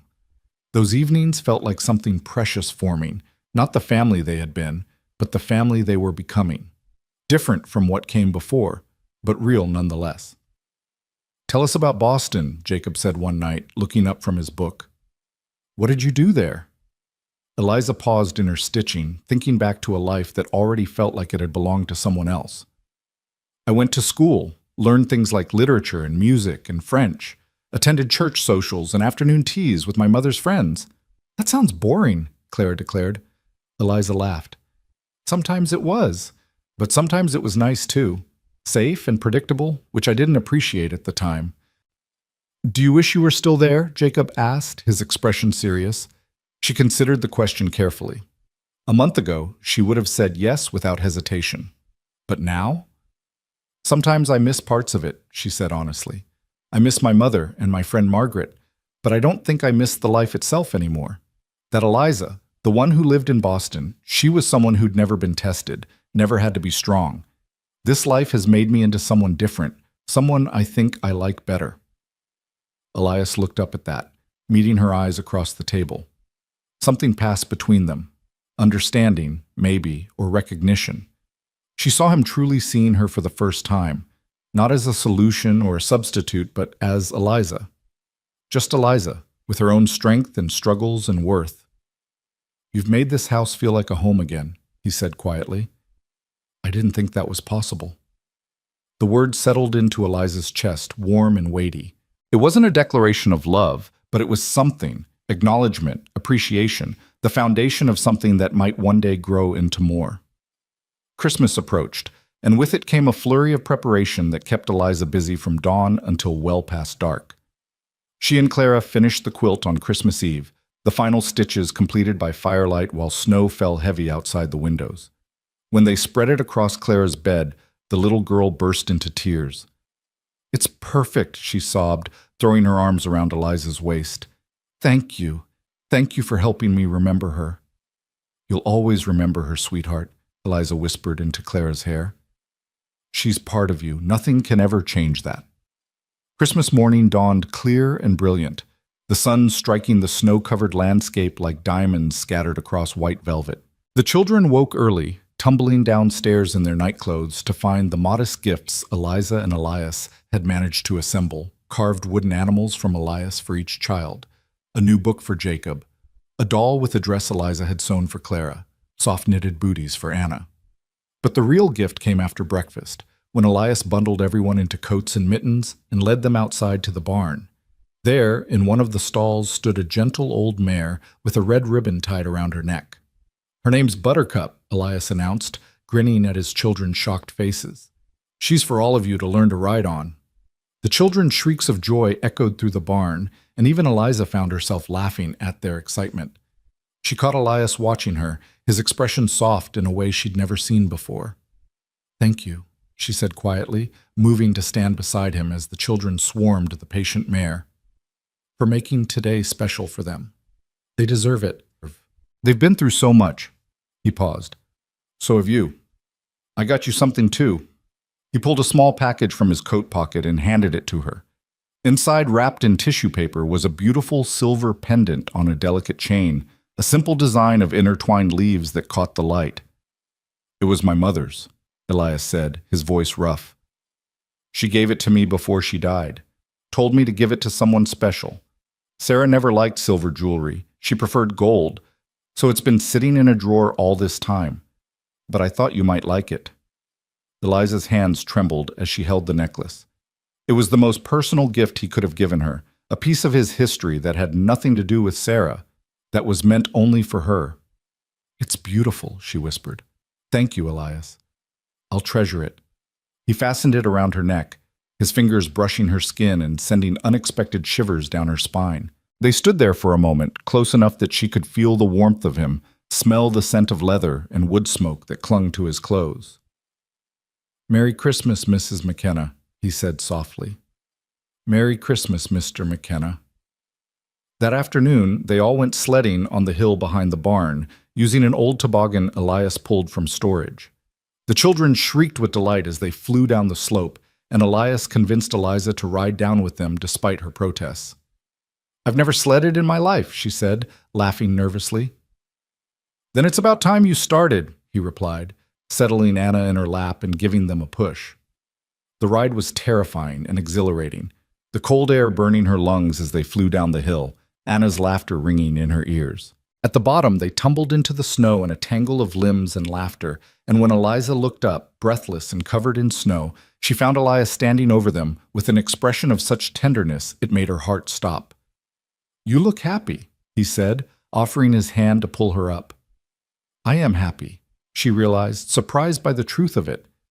"I actually am."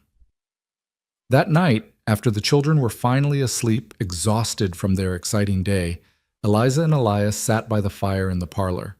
It had become their routine now, these quiet evening hours, when they could simply be two adults in companionable silence, not constantly in motion, not performing their roles as parents and partners. "This was a good day," Elias said, staring into the flames. "The first good Christmas since Sarah died. The children needed it." "What about you?" Eliza asked. "Did you need it?" He looked at her, surprise flickering in his gray eyes. "I think maybe I did. I've been so focused on just surviving, just getting through each day that I forgot we're supposed to be living too." "It's easy to forget, especially when you're grieving." "Are you grieving?" he asked. "For the life you left behind?" Eliza considered this. "Maybe, but it's different now. At first I was mourning what I'd lost. Now I think I'm grieving for who I used to be, that girl who'd never had to fight for anything, who didn't know her own strength. She's gone, and I don't think I want her back." "I'm glad you're here, Eliza," Elias said, using her first name for perhaps the first time since their wedding. "Not just for the children's sake, for mine too. You've brought something back to this house that I thought died with Sarah." "What's that?" "Hope. The possibility that life can be good again, different but good." The words hung in the air between them, heavy with meaning. Eliza felt something shift in her chest, a loosening of the knot of loneliness and fear she'd been carrying since Boston. She wasn't alone in this. They were building something together, slowly and carefully, brick by brick. "There's something I need to tell you," Elias said suddenly, his voice taking on a serious tone. "About Sarah. About how she died." Eliza waited, her heart picking up speed. This was the story he'd been avoiding, the wound he'd been protecting. "The pregnancy was difficult from the start," he began, staring into the fire rather than at her. She was sick, weak, but she insisted she'd be fine. Said she'd been through it twice before and knew what to expect. But something was wrong, I could feel it, even if the doctor said everything looked normal. He paused, his hands gripping the arms of his chair so tightly his knuckles went white. When her time came, it happened fast. Too fast.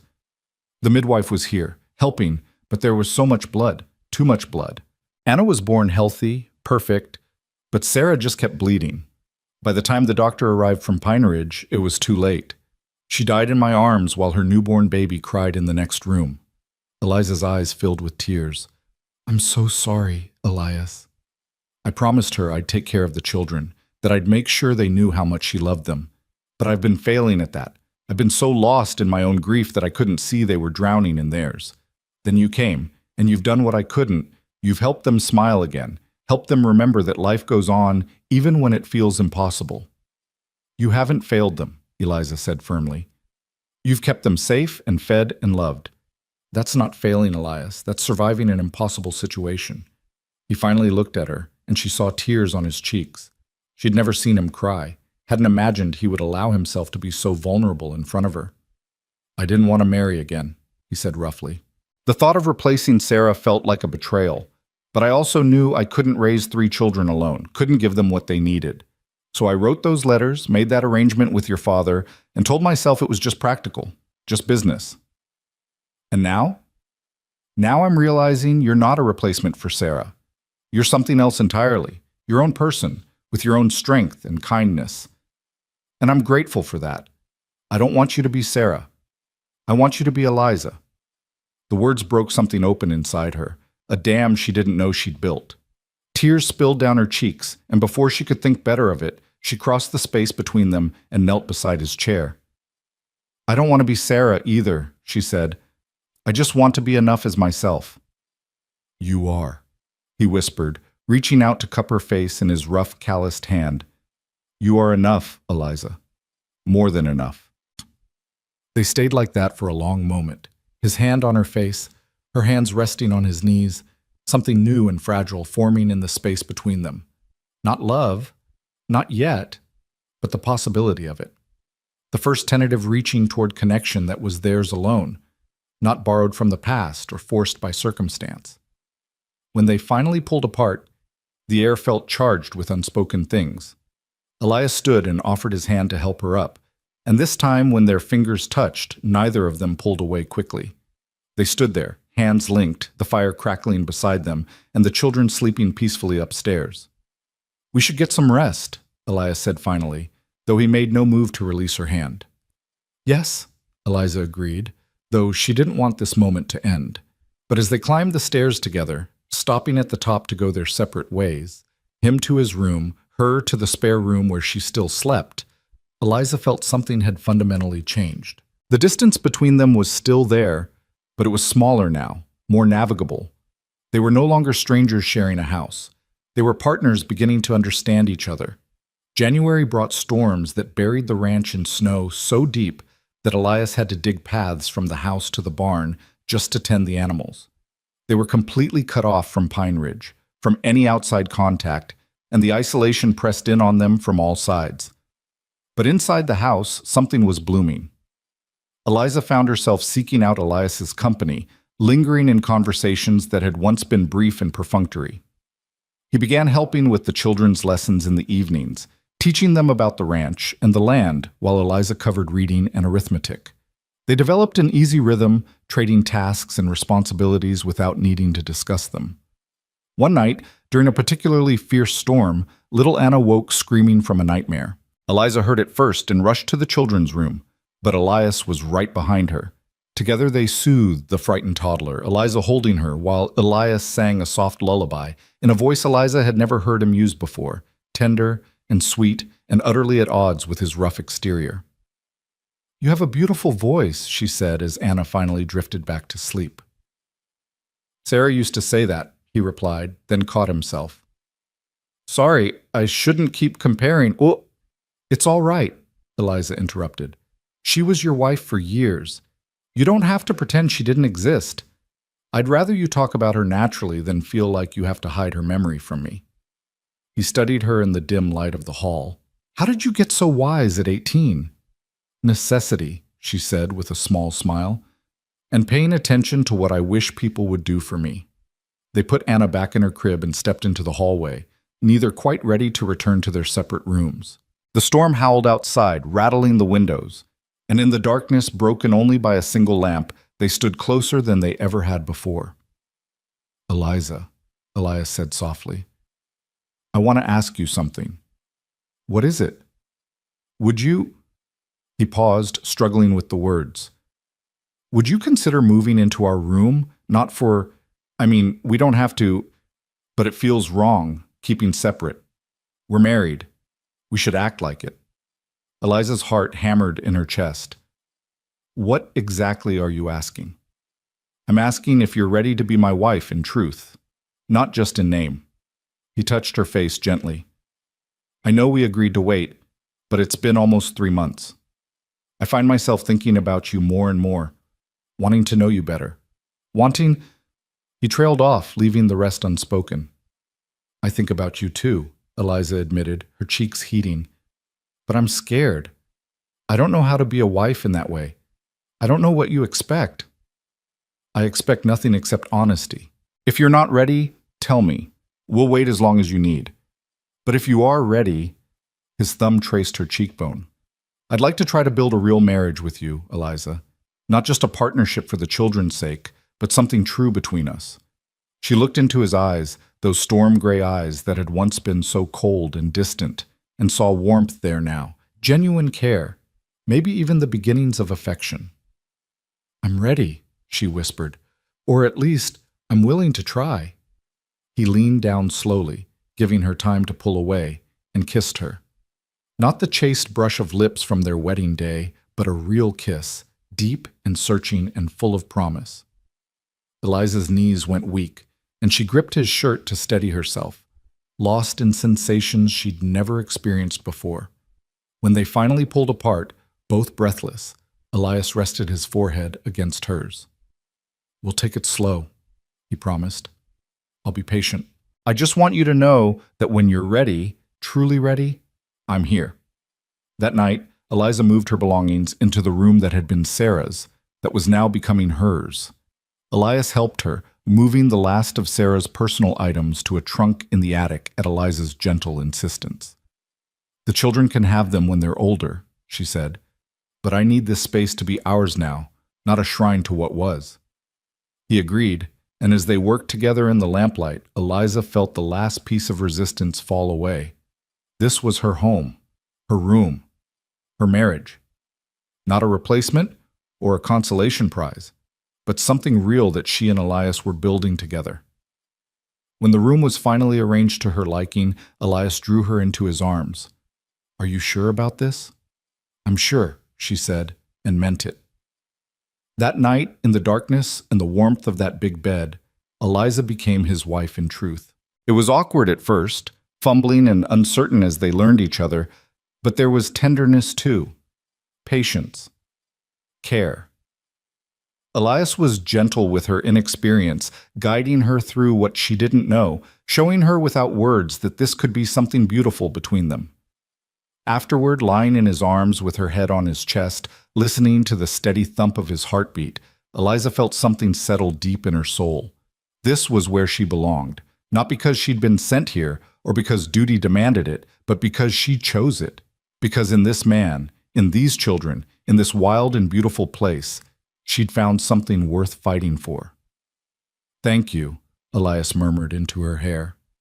For what? For giving me a second chance at this. At family, at partnership, at happiness. I didn't think I deserved it. You do deserve it, Eliza said firmly. And so do I. We both deserve to be happy, Elias. We both deserve to build something good from these ashes. February brought a brief thaw, a false spring that melted the snow and turned the world to mud. The children went wild with cabin fever, desperate to be outside after months of confinement, and Eliza spent half her time trying to keep them from tracking mud through the house. But there was laughter now, constant and unforced. There were smiles and teasing and moments of pure joy that would have been unimaginable 3 months ago. Claire had taken to calling Eliza Mama when she forgot herself, then catching herself with guilty eyes, but Eliza always reassured her it was all right. "You can call me whatever feels right," she told the little girl. "I won't be upset either way." The physical relationship between Eliza and Elias deepened as winter progressed.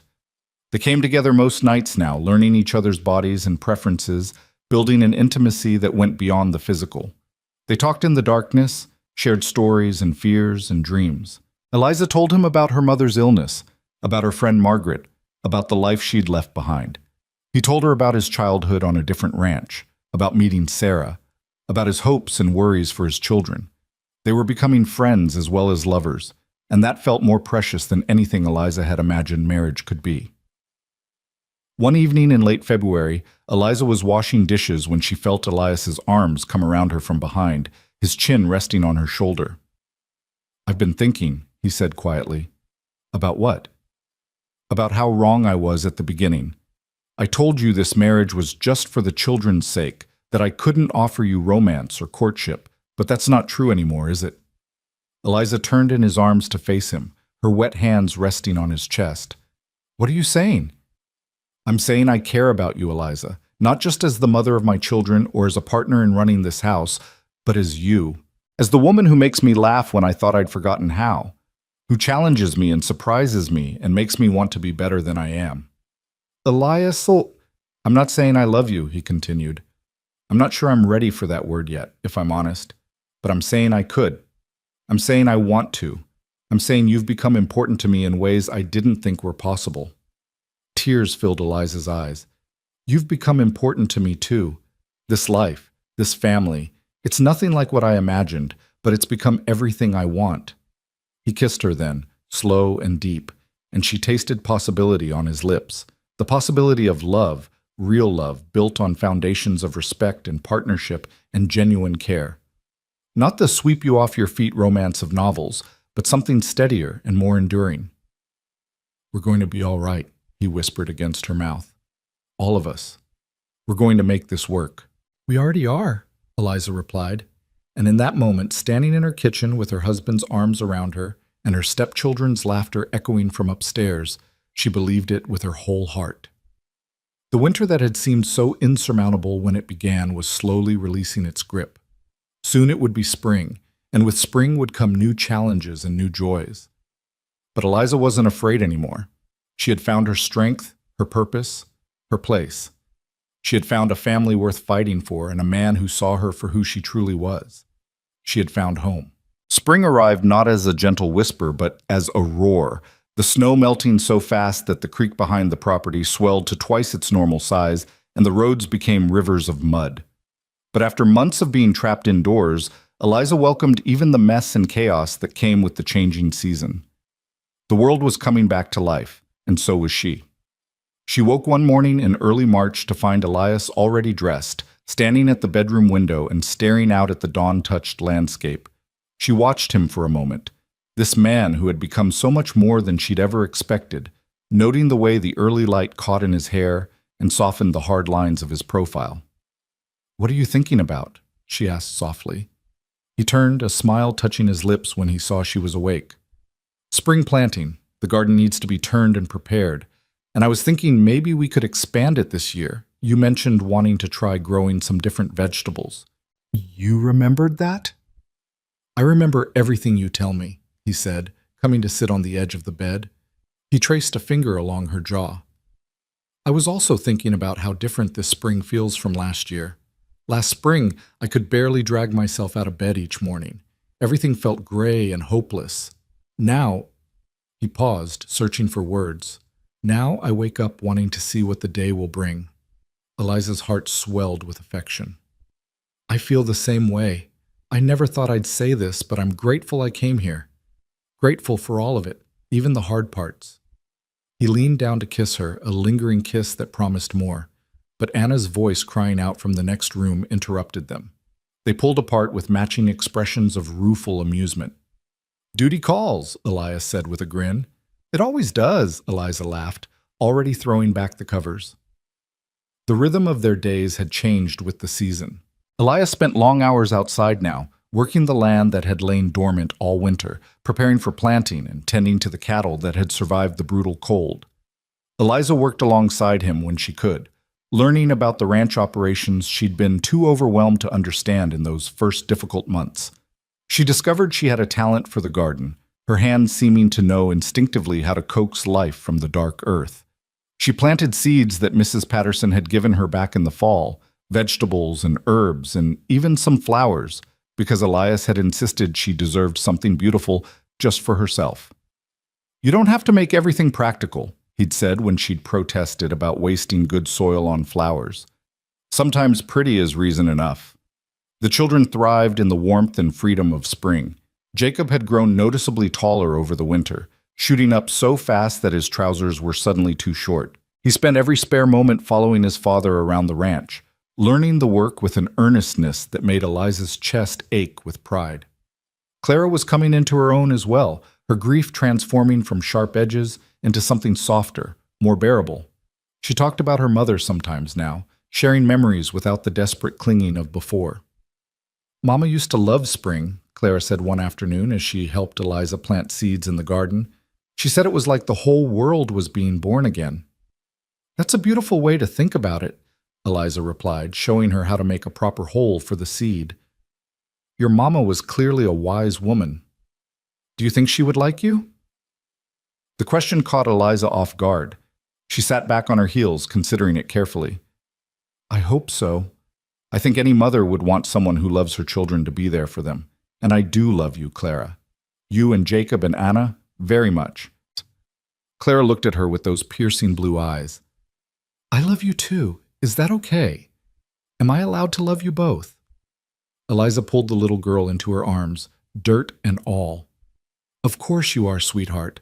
Love isn't something that runs out. You can love your mother's memory and love me at the same time.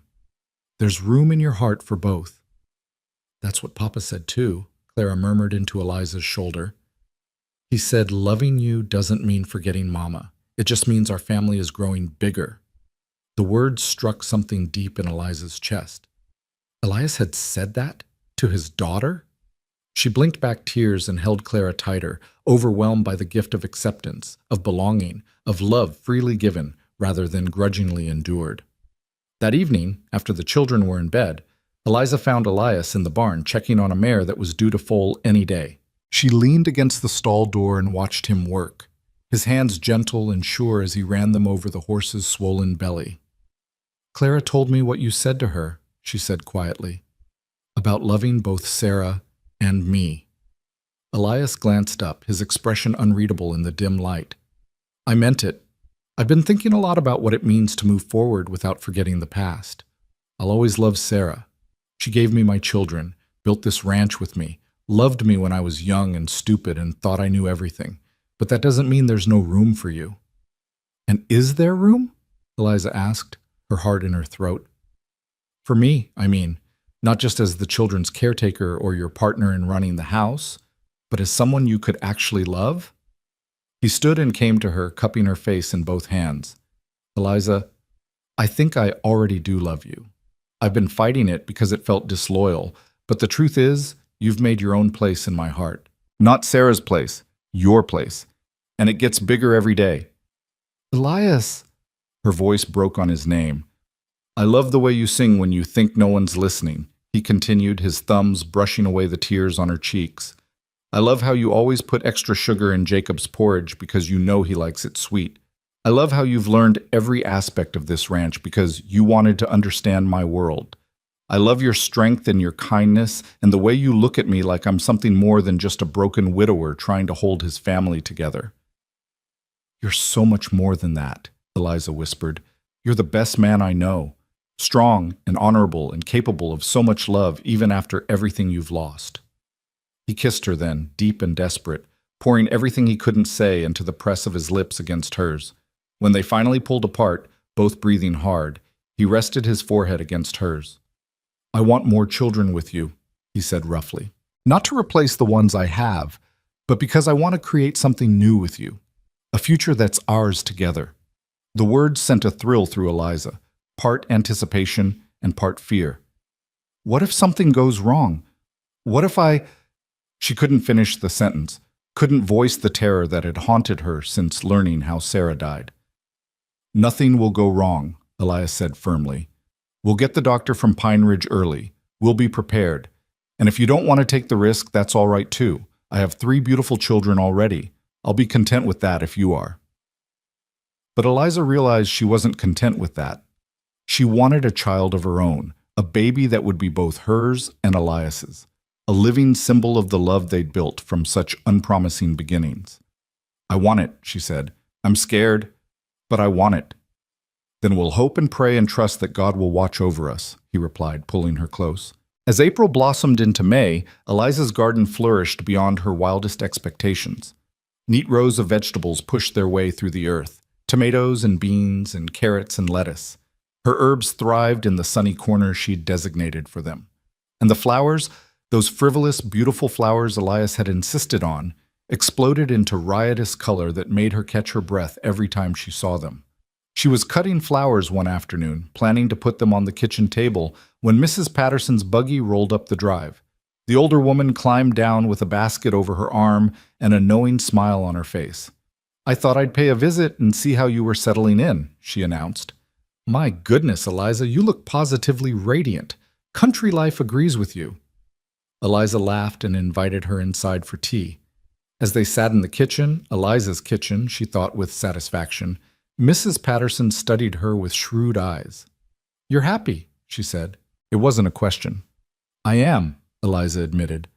I never expected to be, but I genuinely am. And Elias? How is he? Better. So much better than when I first arrived. She paused, searching for the right words. We're building something real together, not just for the children's sake, but for ourselves. Mrs. Patterson reached across the table to pat her hand. I'm glad, dear. I won't lie. I worried about you when you first arrived. You seemed so young and fragile, and Elias was so lost in his grief. I wasn't sure either of you would survive the winter, let alone thrive, but you've proved me wrong, and I've never been happier about it. I had good teachers, Eliza said. You and Mrs. Henley both helped me so much. We gave you the tools, but you did the work. You should be proud of yourself, Eliza McKenna. After Mrs. Patterson left, Eliza stood in her garden and let herself feel the full weight of that pride. She had done this. She'd taken an impossible situation and made it work. She'd loved children who weren't hers by birth and made them hers by choice. She'd opened her heart to a man who'd been certain he could never love again and coaxed him back to life. She was no longer the frightened girl who'd stepped off that stagecoach 8 months ago. She was a wife, a mother, a rancher's partner. She was strong and capable and loved. She was home. The summer stretched long and golden, filled with work and laughter and lazy evenings on the porch after the children were asleep. Elias taught Eliza to ride Buttercup, patient with her initial terror and celebrating when she finally trotted around the corral on her own. They took the children on picnics to the creek, spreading blankets on the bank and letting Jacob and Clara wade in the cool water while Anna napped in the shade. There were hard days too, of course. Days when the work seemed endless, when the heat pressed down like a physical weight, when the children squabbled and Anna was fussy and Eliza felt stretched too thin. But even on those days, she never regretted coming here. This life was hard, but it was real in a way her Boston existence never had been. One evening in July, Eliza was preparing supper when a wave of nausea hit her so hard she had to grip the counter to stay upright. Elias, who'd just come in from the barn, was at her side immediately. What's wrong? Are you sick? She took a deep breath, waiting for the nausea to pass. I don't know. I've been feeling odd for a few days now. Tired, queasy. She trailed off as realization dawned, her hand moving instinctively to her stomach. Oh. Elias's eyes widened. You think you might be? I think I might be, she whispered, joy and terror warring in her chest. He let out a whoop and swept her into his arms, spinning her around until she laughed and begged him to stop before she got sick. When he set her down, his face was split by the widest grin she'd ever seen. We're going to have a baby, he said, wonderingly. Our baby. We don't know for sure yet, Eliza cautioned, but her own smile betrayed her hope. You know, he insisted. A woman knows. Sarah always knew right away. He caught himself, wincing. Sorry, I didn't mean... It's all right, Eliza interrupted, meaning it. She was the mother of your children. She's part of our family's story. I don't need you to pretend otherwise. He pulled her close, his hand splayed across her still flat stomach. I'm going to take such good care of you, he promised. Whatever you need, whenever you need it. And this time, we're getting the doctor involved early. No risks, no chances. Elias, I'm probably only a few weeks along. We have months before... I don't care. I'm not taking any chances with you. You're too important to me. The words, delivered with such fierce protectiveness, made Eliza's eyes sting with happy tears. I love you, she said, the words coming easily now. I love you so much. I love you too, he replied, kissing her forehead, her cheeks, her lips. More than I thought possible. You've given me back my life, Eliza. You've made me whole again. They told the children at supper, and the announcement was met with mixed reactions. Jacob was thrilled, already planning how he'd teach his new sibling everything he knew. Clara was uncertain, her face clouding with worry. Will the baby make you go away like Mama did? She asked in a small voice. Eliza's heart broke at the question. She pulled Clara into her lap, holding her tight. No, sweetheart, I'm going to be just fine. Your papa and I are going to make sure of it. Promise? I promise, Eliza said, praying she could keep it. As summer ripened toward fall, Eliza's pregnancy progressed smoothly. True to his word, Elias had the doctor from Pine Ridge come out to examine her in August. Dr. Brennan pronounced her healthy and strong, the baby developing normally, and predicted a spring birth. You're built better for childbearing than Sarah was, he told her bluntly. Wider hips, stronger constitution. Barring any complications, you should come through this just fine. The reassurance helped, though Eliza couldn't quite shake the fear that lingered at the edges of her consciousness. She'd seen Sarah's grave, heard the stories of how she'd died. The specter of that possibility haunted her dreams sometimes, leaving her gasping awake in the darkness. But Elias was always there, pulling her close and murmuring reassurances until she calmed. You're not Sarah, he'd remind her. You're Eliza. Strong, capable Eliza, who survived a frontier winter and tamed my wild children and made me believe in happiness again. You're going to be fine. The garden provided bounty beyond anything Eliza had imagined. She spent long days preserving vegetables for the coming winter, canning and pickling and drying with Clara's help. The little girl had discovered a talent for cooking, and together they created stores that would see the family through the coldest months. You've done well, Elias said one evening, surveying the shelves lined with jars of preserves and pickles and sauces. Better than Sarah ever did, if I'm honest. She hated the preserving work. It was the first time he'd made a direct comparison that favored Eliza over Sarah, and while she felt a pang of guilt at taking pleasure in it, she couldn't deny the warm glow of satisfaction in her chest. She was good at this. She'd found her calling in this frontier life, discovered strengths she never knew she possessed. In September, the whole family made the trip to Pine Ridge for the autumn fair. It was Eliza's first real social outing since arriving, and she was nervous about how the townspeople would receive her, but she needn't have worried. People greeted her warmly, congratulating her on the pregnancy and praising her for the changes they'd seen in Elias and his children. You've worked a miracle with that family, one woman told her. Elias looks 10 years younger, and those children are thriving. Whatever you're doing, keep doing it. The fair was a revelation. So much life and energy after months of relative isolation. There were competitions for livestock and produce, games for the children, music and dancing in the evening. Eliza entered her preserves in the canning competition and was stunned when they took second place. Her pie, apple, made from Clara's recipe, didn't place, but she didn't mind. Just being here, participating, being part of this community, felt like victory enough. As evening fell and the dancing began, Elias surprised her by pulling her into his arms for a waltz. She'd taught him the steps over the summer, practicing in the parlor after the children were asleep, and now he led her around the makeshift dance floor with surprising grace. Look at us, she said, laughing up at him, dancing at a town fair like a normal couple. We are a normal couple, he replied. Maybe we didn't start that way, but we are now. She looked around at the other dancers, at their friends and neighbors watching with approval, at her children, Yes, her children, playing nearby with other youngsters. This was her life. This was her community. These were her people. I never thought I'd say this, she murmured, but I'm glad my father sent me here. I'm glad for all of it. The fear, the struggle, everything. Because it led me to this, to you. Elias pulled her closer, mindful of her growing belly. Sometimes the life you never wanted becomes the one you were meant for, he said, echoing words her mother had spoken what felt like a lifetime ago. Yes, Eliza agreed, resting her head against his chest. Yes, it does. On the wagon ride home, beneath a sky full of stars and a moon so bright it cast shadows on the road, Clara fell asleep against Eliza's shoulder while Jacob dozed beside his father, and Anna snored softly in Elias's lap.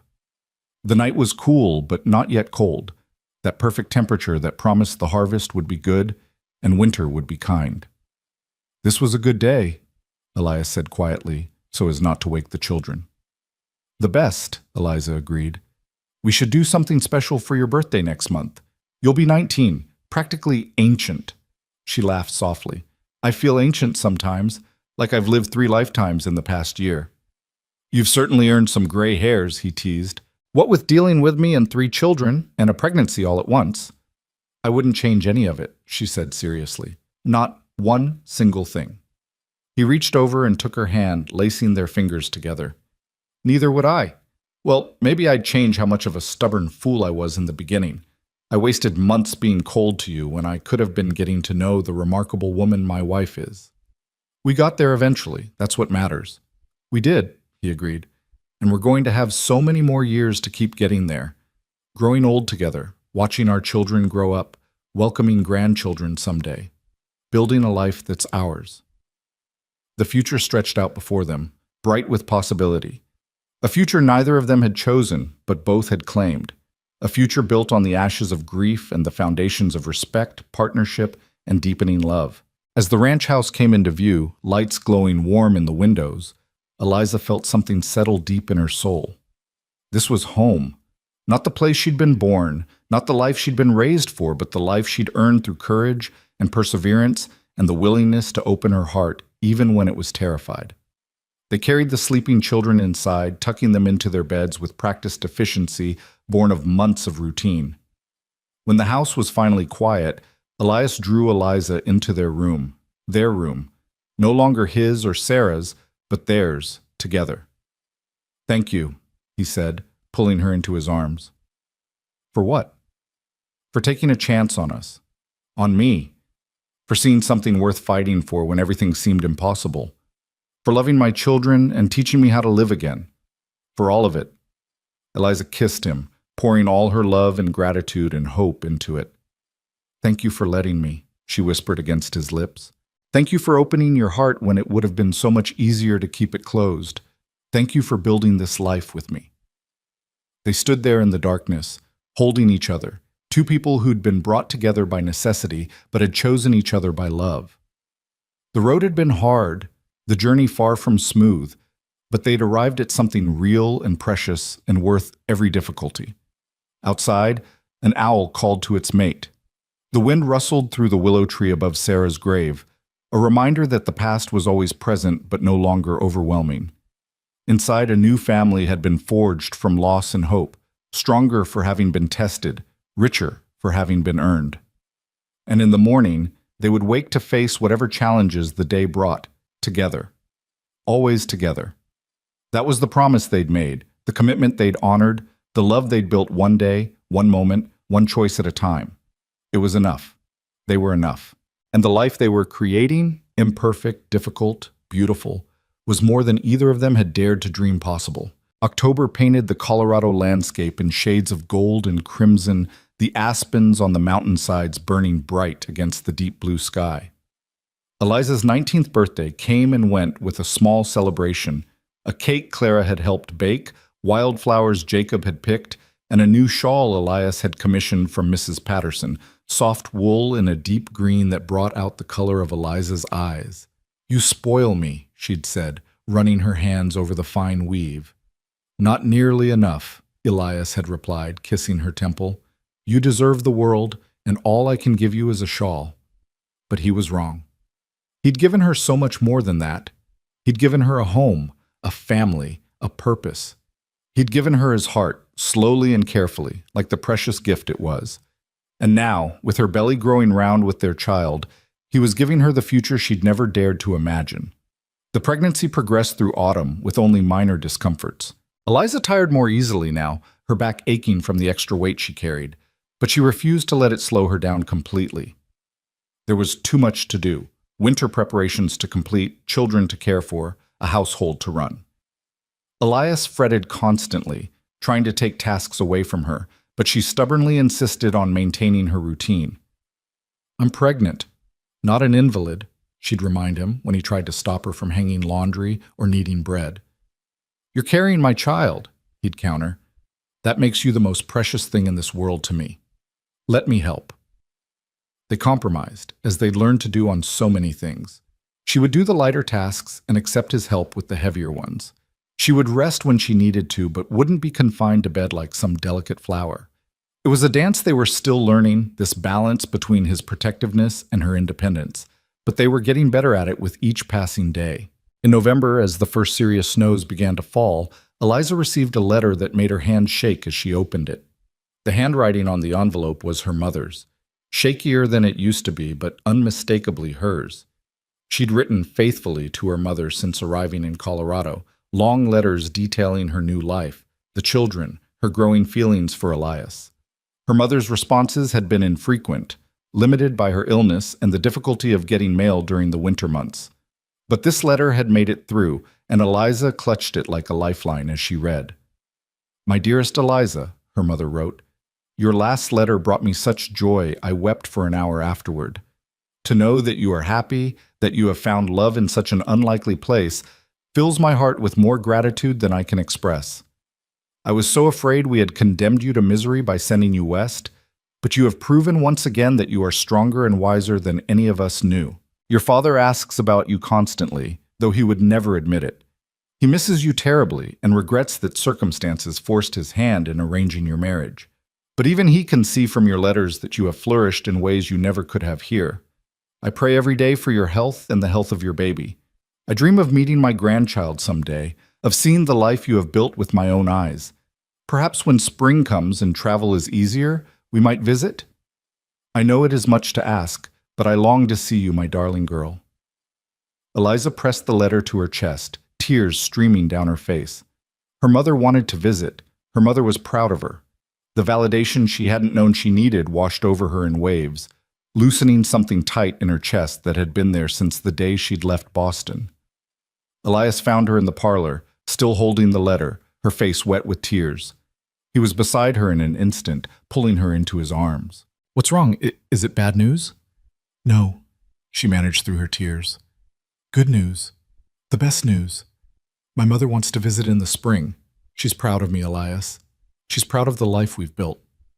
He held her while she cried, understanding that these were tears of relief and joy rather than sorrow.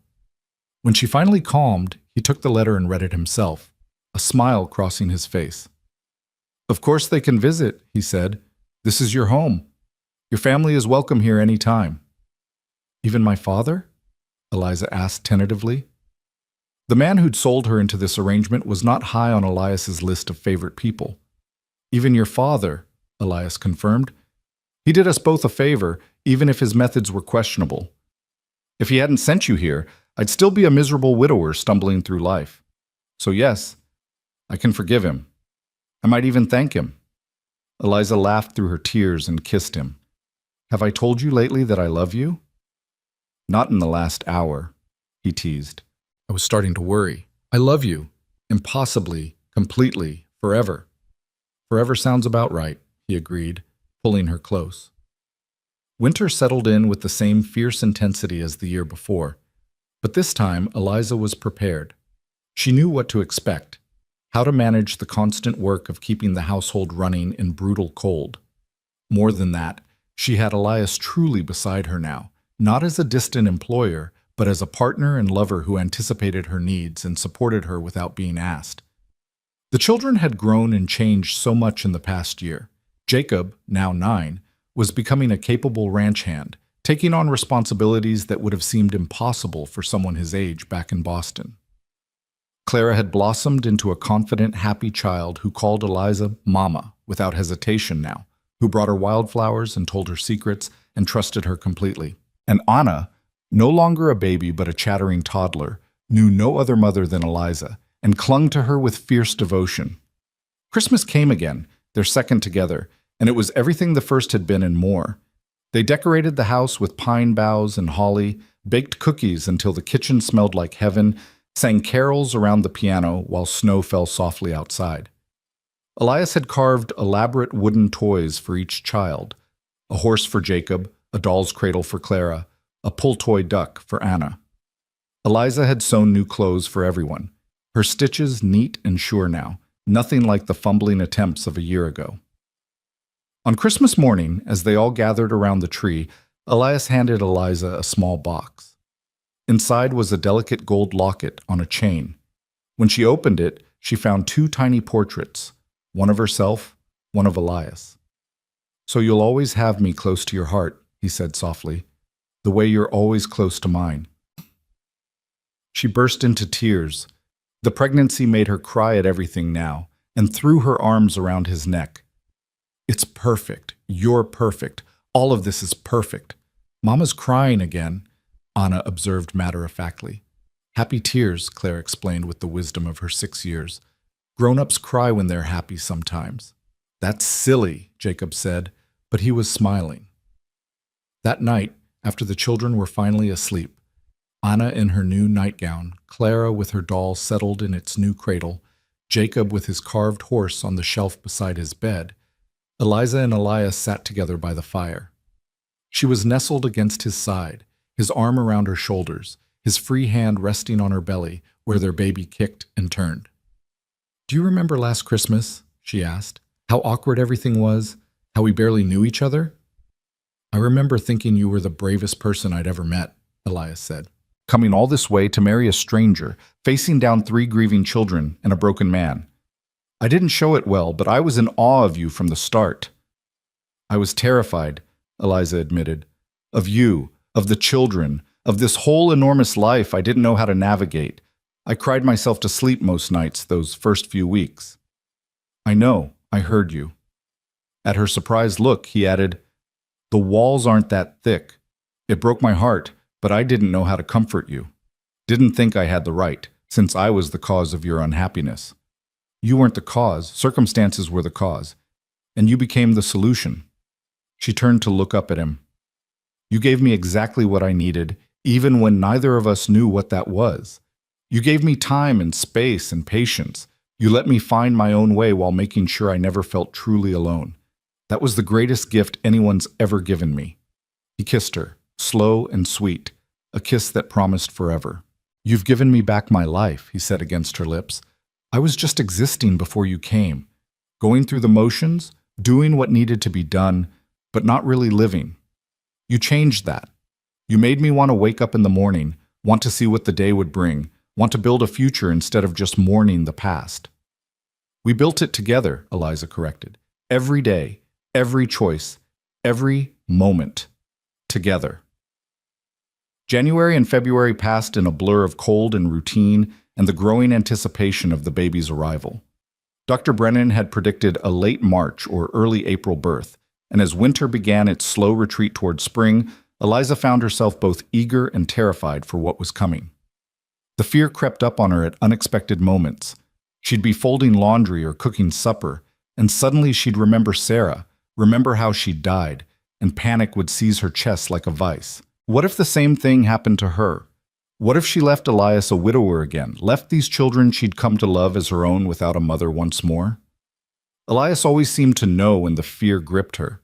He'd appear at her side, pull her into his arms, and murmur reassurances until her breathing calmed. "You're strong," he'd remind her. "Dr. Brennan said you're healthy. We're prepared this time. Everything will be fine." "You can't know that," she'd whisper. "No," he'd agree.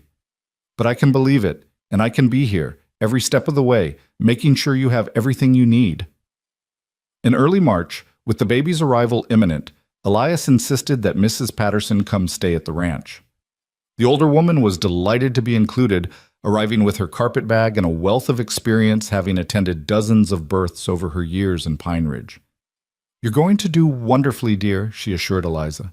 "I can tell just by looking at you. Strong bones, healthy color, baby sitting right where it should be. This will all be over before you know it, and you'll have a beautiful baby in your arms." But when Eliza's pains began on a cold morning in late March, all the reassurances in the world couldn't chase away the fear.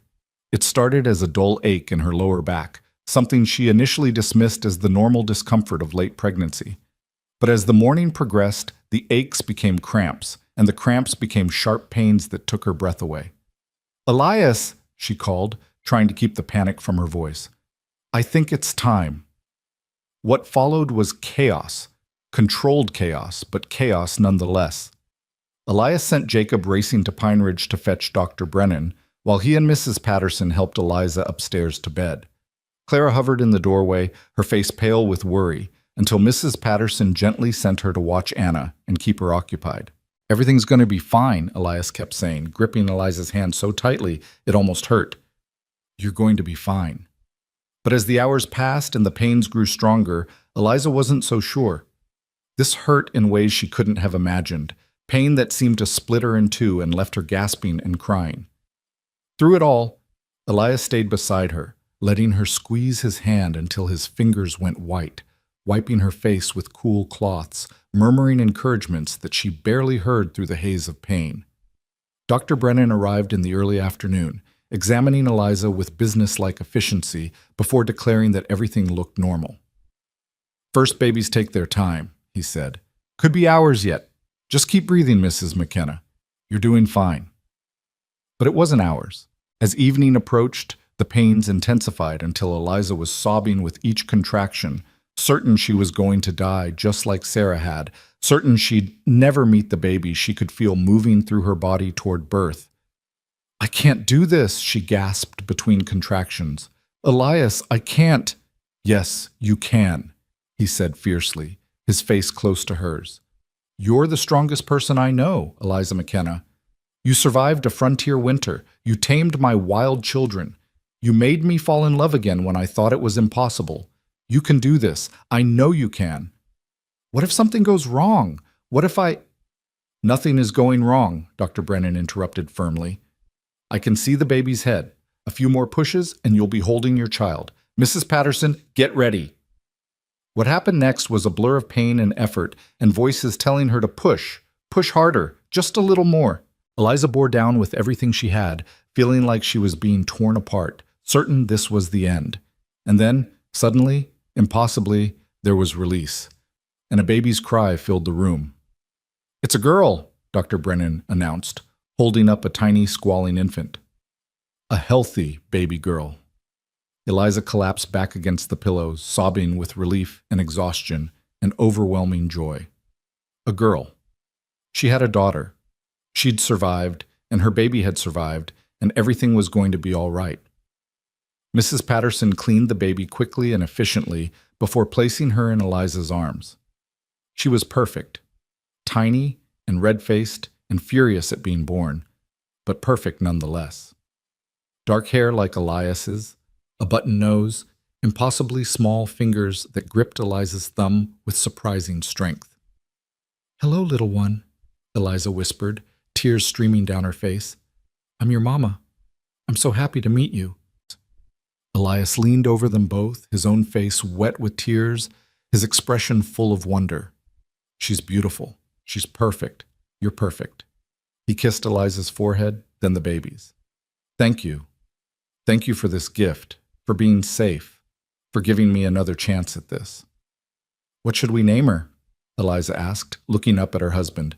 They'd discussed names for months, never quite settling on one that felt right, but now, looking at her daughter's face, Eliza knew exactly what she wanted. "Grace," she said. "I want to name her Grace, because that's what she is. Grace we didn't earn but received anyway. A new beginning, a symbol of everything good we've built together." Elias smiled through his tears. "Grace McKenna, it's perfect." Dr. Brennan finished his work and declared both mother and baby healthy. "You did beautifully, Mrs. McKenna. No complications, No excessive bleeding. Everything exactly as it should be. You'll be up and around in a few days. After the doctor and Mrs. Patterson left the room to give them privacy, Elias climbed carefully into bed beside Eliza, wrapping his arm around her shoulders as she cradled their daughter. They sat like that for a long time, just looking at the miracle they'd created, marveling at her tiny perfection. "Can we come in?" Clara's voice came from the doorway, tentative and hopeful. "We want to meet our sister." "Of course," Eliza said, smiling at her stepdaughter. "Come meet Grace." The children crept in, Jacob tall and trying to look mature, Clara bouncing with excitement, Anna toddling alongside, holding Mrs. Patterson's hand. They gathered around the bed, eyes wide with wonder as they looked at the baby. "She's so small," Jacob breathed. "Was I ever that small?" "Smaller, actually," Elias said. "You were a tiny thing when you were born." Clara reached out a tentative finger to touch Grace's hand, and the baby's fingers immediately wrapped around it. "She likes me," Clara exclaimed, delighted. "Of course she does," Eliza said. "You're her big sister. She's going to look up to you and learn from you." "Baby," Anna said, trying to climb onto the bed for a closer look. Elias scooped her up, letting her see Grace from his arms. They stayed like that for a while. The whole family gathered around the newest member, and Eliza felt her heart swell so large she thought it might burst. This was her family, these children, this man, this baby in her arms. This was the life she'd built from fear and duty and eventually love. This was home. Over the following weeks, as Eliza recovered and adjusted to life with a newborn, the whole household adapted to accommodate Grace's presence. Clara appointed herself the baby's chief protector, running to alert Eliza at the slightest whimper. Jacob was fascinated by every stage of the baby's development, asking endless questions about how babies grew and learned. Even Anna, initially jealous of the attention Grace received, gradually warmed to her new sister and could often be found patting the baby's head with surprising gentleness. Elias was completely besotted. He'd been a good father to his older children, but there was something different about experiencing this from the beginning with Eliza by his side. He took every opportunity to hold Grace, walking the floors with her when she cried at night, singing to her in that beautiful voice Eliza had discovered, staring at her with an expression of such tender adoration it made Eliza's chest ache. "I didn't think I could love anyone more than I loved my first three," he confessed one night as he rocked Grace to sleep. "But having her with you, knowing we created her together, it's different somehow. It doesn't diminish what I feel for Jacob, Clara, and Anna. It just expands everything, makes the world bigger and brighter." "I know what you mean," Eliza said. "I love all four of them so much. The three who made me a mother by choice, and the one who made me a mother by birth. They're all mine, and I'm all theirs." Spring arrived in full force, the world exploding into green and gold. Eliza's mother's letters came more frequently now that mail could get through reliably, and she confirmed that she and Eliza's father would visit in June. Eliza was nervous about seeing her parents again, worried that they'd judge the life she'd built or find it lacking somehow. But she was also excited to show them what she'd accomplished, to prove that their sacrifice, and hers, had been worth it. The letter that arrived in early May, however, changed everything. Eliza was nursing Grace in the parlor, enjoying the quiet of mid-afternoon while the other children napped, when Elias came in with an envelope. His expression was strange, not worried exactly, but serious. "This just arrived from Boston," he said, handing it to her. "It's not your mother's handwriting?" With a sinking feeling, Eliza opened the letter. It was from Margaret, her dear friend, and the first line made her gasp. "Dearest Eliza, I'm writing with news I wish I didn't have to share. Your mother passed away peacefully in her sleep 3 weeks ago. Your father asked me to inform you, as he is not in a state to right himself. The funeral has already taken place. We couldn't wait for word to reach you and for you to travel back. I'm so very sorry, my dear friend. Your mother spoke of you constantly and was so proud of the life you'd built in Colorado." The letter continued, but Eliza couldn't read through her tears. Her mother was gone. The woman who'd raised her, loved her, encouraged her to be brave even when being brave had seemed impossible. Gone. And Eliza hadn't been there, hadn't said goodbye, would never see her again. Elias took Grace from her arms and passed the baby to Mrs. Patterson, who'd appeared in the doorway drawn by Eliza's sobs. Then he pulled Eliza into his arms and let her cry, holding her while she grieved, offering no empty platitudes but simply being there the way he always was. "I should have gone back," Eliza sobbed into his chest. "I should have visited. I should have—" "You couldn't have known," Elias said firmly. "And your mother knew you loved her. Your letters told her that. She died knowing you were happy and settled and building a beautiful life. That's what she wanted for you. She was supposed to visit. She was supposed to meet Grace." "I know, love, I know." The grief was a physical weight pressing down on Eliza's chest until she could barely breathe. For days she moved through her routines mechanically, caring for the children and the baby because they needed her, but feeling hollow inside. The mother who'd been her anchor, her confidant, her greatest supporter, gone.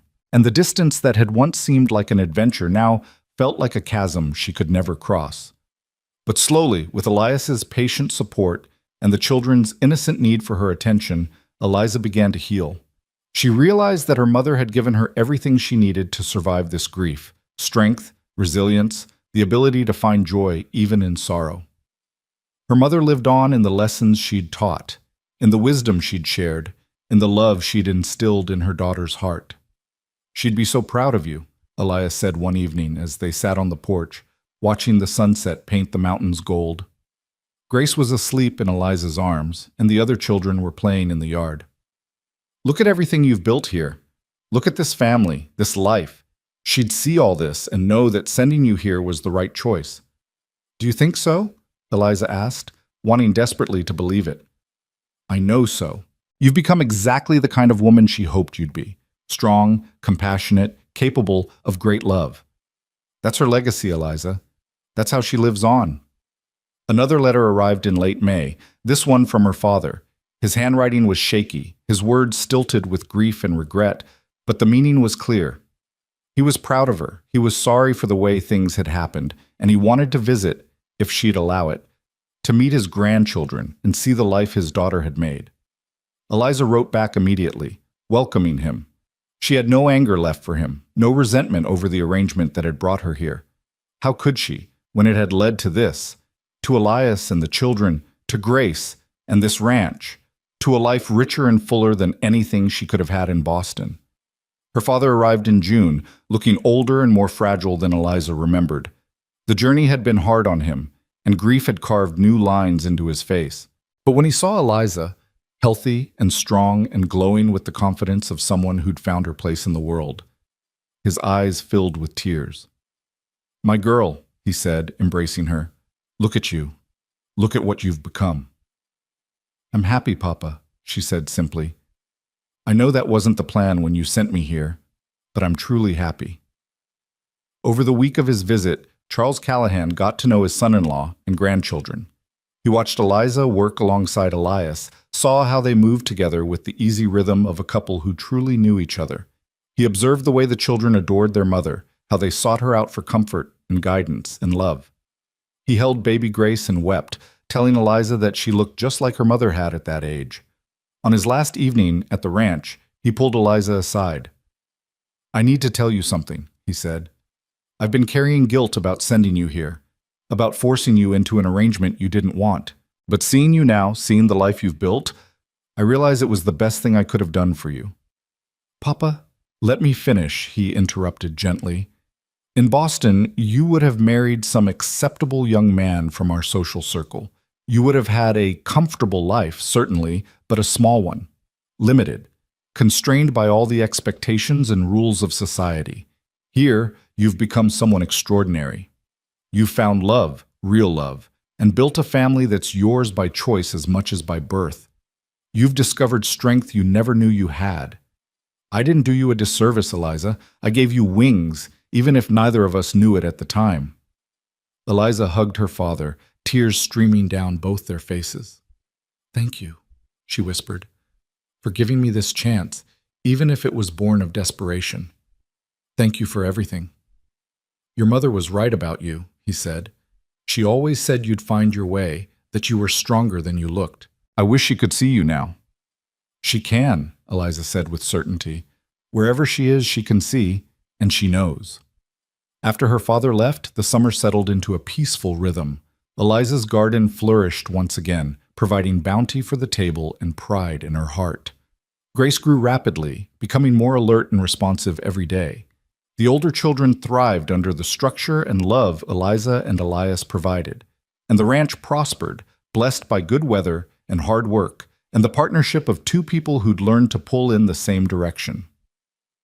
One evening in late July, the whole family gathered on the porch to watch the sunset. It had become a ritual of sorts, this quiet time together at the end of the day. Jacob sat on the steps, whittling a piece of wood. Clara had Grace in her lap, making faces to make the baby smile. Anna was pressed against Elias's side, sucking her thumb and fighting sleep. And Eliza sat beside her husband, his arm around her shoulders, her head on his chest. "This is my favorite time of day," Clara said, not looking up from the baby. "When we're all together like this." "Mine too," Jacob agreed. "Mine three," Anna mumbled around her thumb. Elias chuckled and kissed the top of Anna's head. "What about you, Mrs. McKenna? Is this your favorite time?" Eliza looked around at her family, at the children she'd come to love, at the baby she'd birthed, at the man who'd captured her heart when she'd thought it impossible. She thought about the frightened girl who'd stepped off a stagecoach 14 months ago, certain her life was over. She thought about the journey from fear to acceptance to genuine happiness. She thought about all the small moments and large triumphs that had brought her here, to this porch, to this family, to this perfect, imperfect life. "Every moment is my favorite," she said, "because every moment led me here to all of you." "Even the hard moments?" Claire asked. "Especially the hard moments," Eliza confirmed. "They taught me who I could be. They showed me what I was capable of. Without them, I wouldn't appreciate this, all of this, nearly as much as I do." Elias pulled her closer, pressing a kiss to her temple. "You know what I was thinking about earlier?" "What?" "About how I used to stand at Sarah's grave every evening, trapped in the past, unable to move forward. And now I'm here, on this porch, watching sunsets with you and our children, firmly planted in the present and looking forward to the future. That's what you gave me, Eliza. The ability to live again, not just exist." "We gave that to each other," Eliza corrected. "You gave me a place to belong, a family to love, a purpose I never knew I needed. We saved each other, Elias." As the sun sank below the mountains and the first stars appeared in the darkening sky, Eliza felt a peace so complete it was almost overwhelming. She'd traveled across a continent to marry a stranger, had faced loneliness and fear and grief, had worked harder than she'd ever imagined possible. But every struggle had been worth it for this. For the warmth of Elias's arm around her, for the sound of her children's laughter, for the life they'd all built together from the ruins of loss and the foundation of hope. "Mama?" Clara's voice broke into her thoughts. "Can I tell you something?" "Of course, sweetheart." "I used to think that when Papa married you, we were losing Mama forever, like you were erasing her or replacing her." Clara looked up, her blue eyes, Sarah's eyes, serious and clear. "But now I understand that's not how it works. Mama will always be my first mama, the one who gave birth to me and loved me. But you're my mama too, the one who's here now, loving me and teaching me and helping me grow. I have two mamas, and that makes me luckier than most kids, not less lucky." Eliza's vision blurred with tears. "That's exactly right, Clara. You are lucky. Lucky to have been born to a woman who loved you so much, and lucky that I get to love you now. We're both your mothers, just in different ways." "Do you think she would like you?" Clara asked. "My first mama?" Eliza thought about Sarah, beautiful, beloved Sarah, who died bringing life into the world. "I hope so. I think any mother would appreciate someone who loved her children and cared for them when she couldn't be there anymore. I like to think we would have been friends, your first mama and me." "I think so too," Clara said, smiling. She looked down at Grace, who'd fallen asleep in her arms. "And I'm going to tell Grace all about her, about both of you, so she knows where she came from and all the love that brought her here." "That's perfect," Elias said, his voice rough with emotion. "That's exactly what we should do, honor the past while celebrating the present." As full darkness fell and the children began to yawn, they moved inside for the nightly routine that had become so familiar and precious. Baths and bedtime stories, prayers and tucking in, kisses and promises to see each other in the morning. When all 4 children were finally asleep, Eliza and Elias stood in the hallway, looking in on each of them in turn. Jacob sprawled across his bed with a book fallen open beside him. Clara curled up with the quilt they'd finished together, the one with Sarah's stitches and Eliza's side by side. Anna clutching her favorite stuffed rabbit, one thumb in her mouth. And Grace, tiny and perfect in her cradle, breathing softly in the darkness. "We did good," Elias whispered, wrapping his arms around Eliza from behind. "We did," she agreed, leaning back against his chest. They went to their room, the room that had been Sarah's, then Elias's, and was now truly theirs, and prepared for bed. As they lay together in the darkness, Elias's hand on Eliza's waist and her head on his shoulder, they talked quietly about plans for the coming days, for the harvest season, for the winter ahead. "I love you," Elias said, the words coming easily now, naturally, said and heard every day, but never losing their power. "I love you more than I thought possible. You've made me whole again, Eliza." "I love you too," she replied, turning to kiss him. "You've given me everything I never knew I wanted. A home, a family, a purpose, a partnership. You've made me the woman I was meant to be."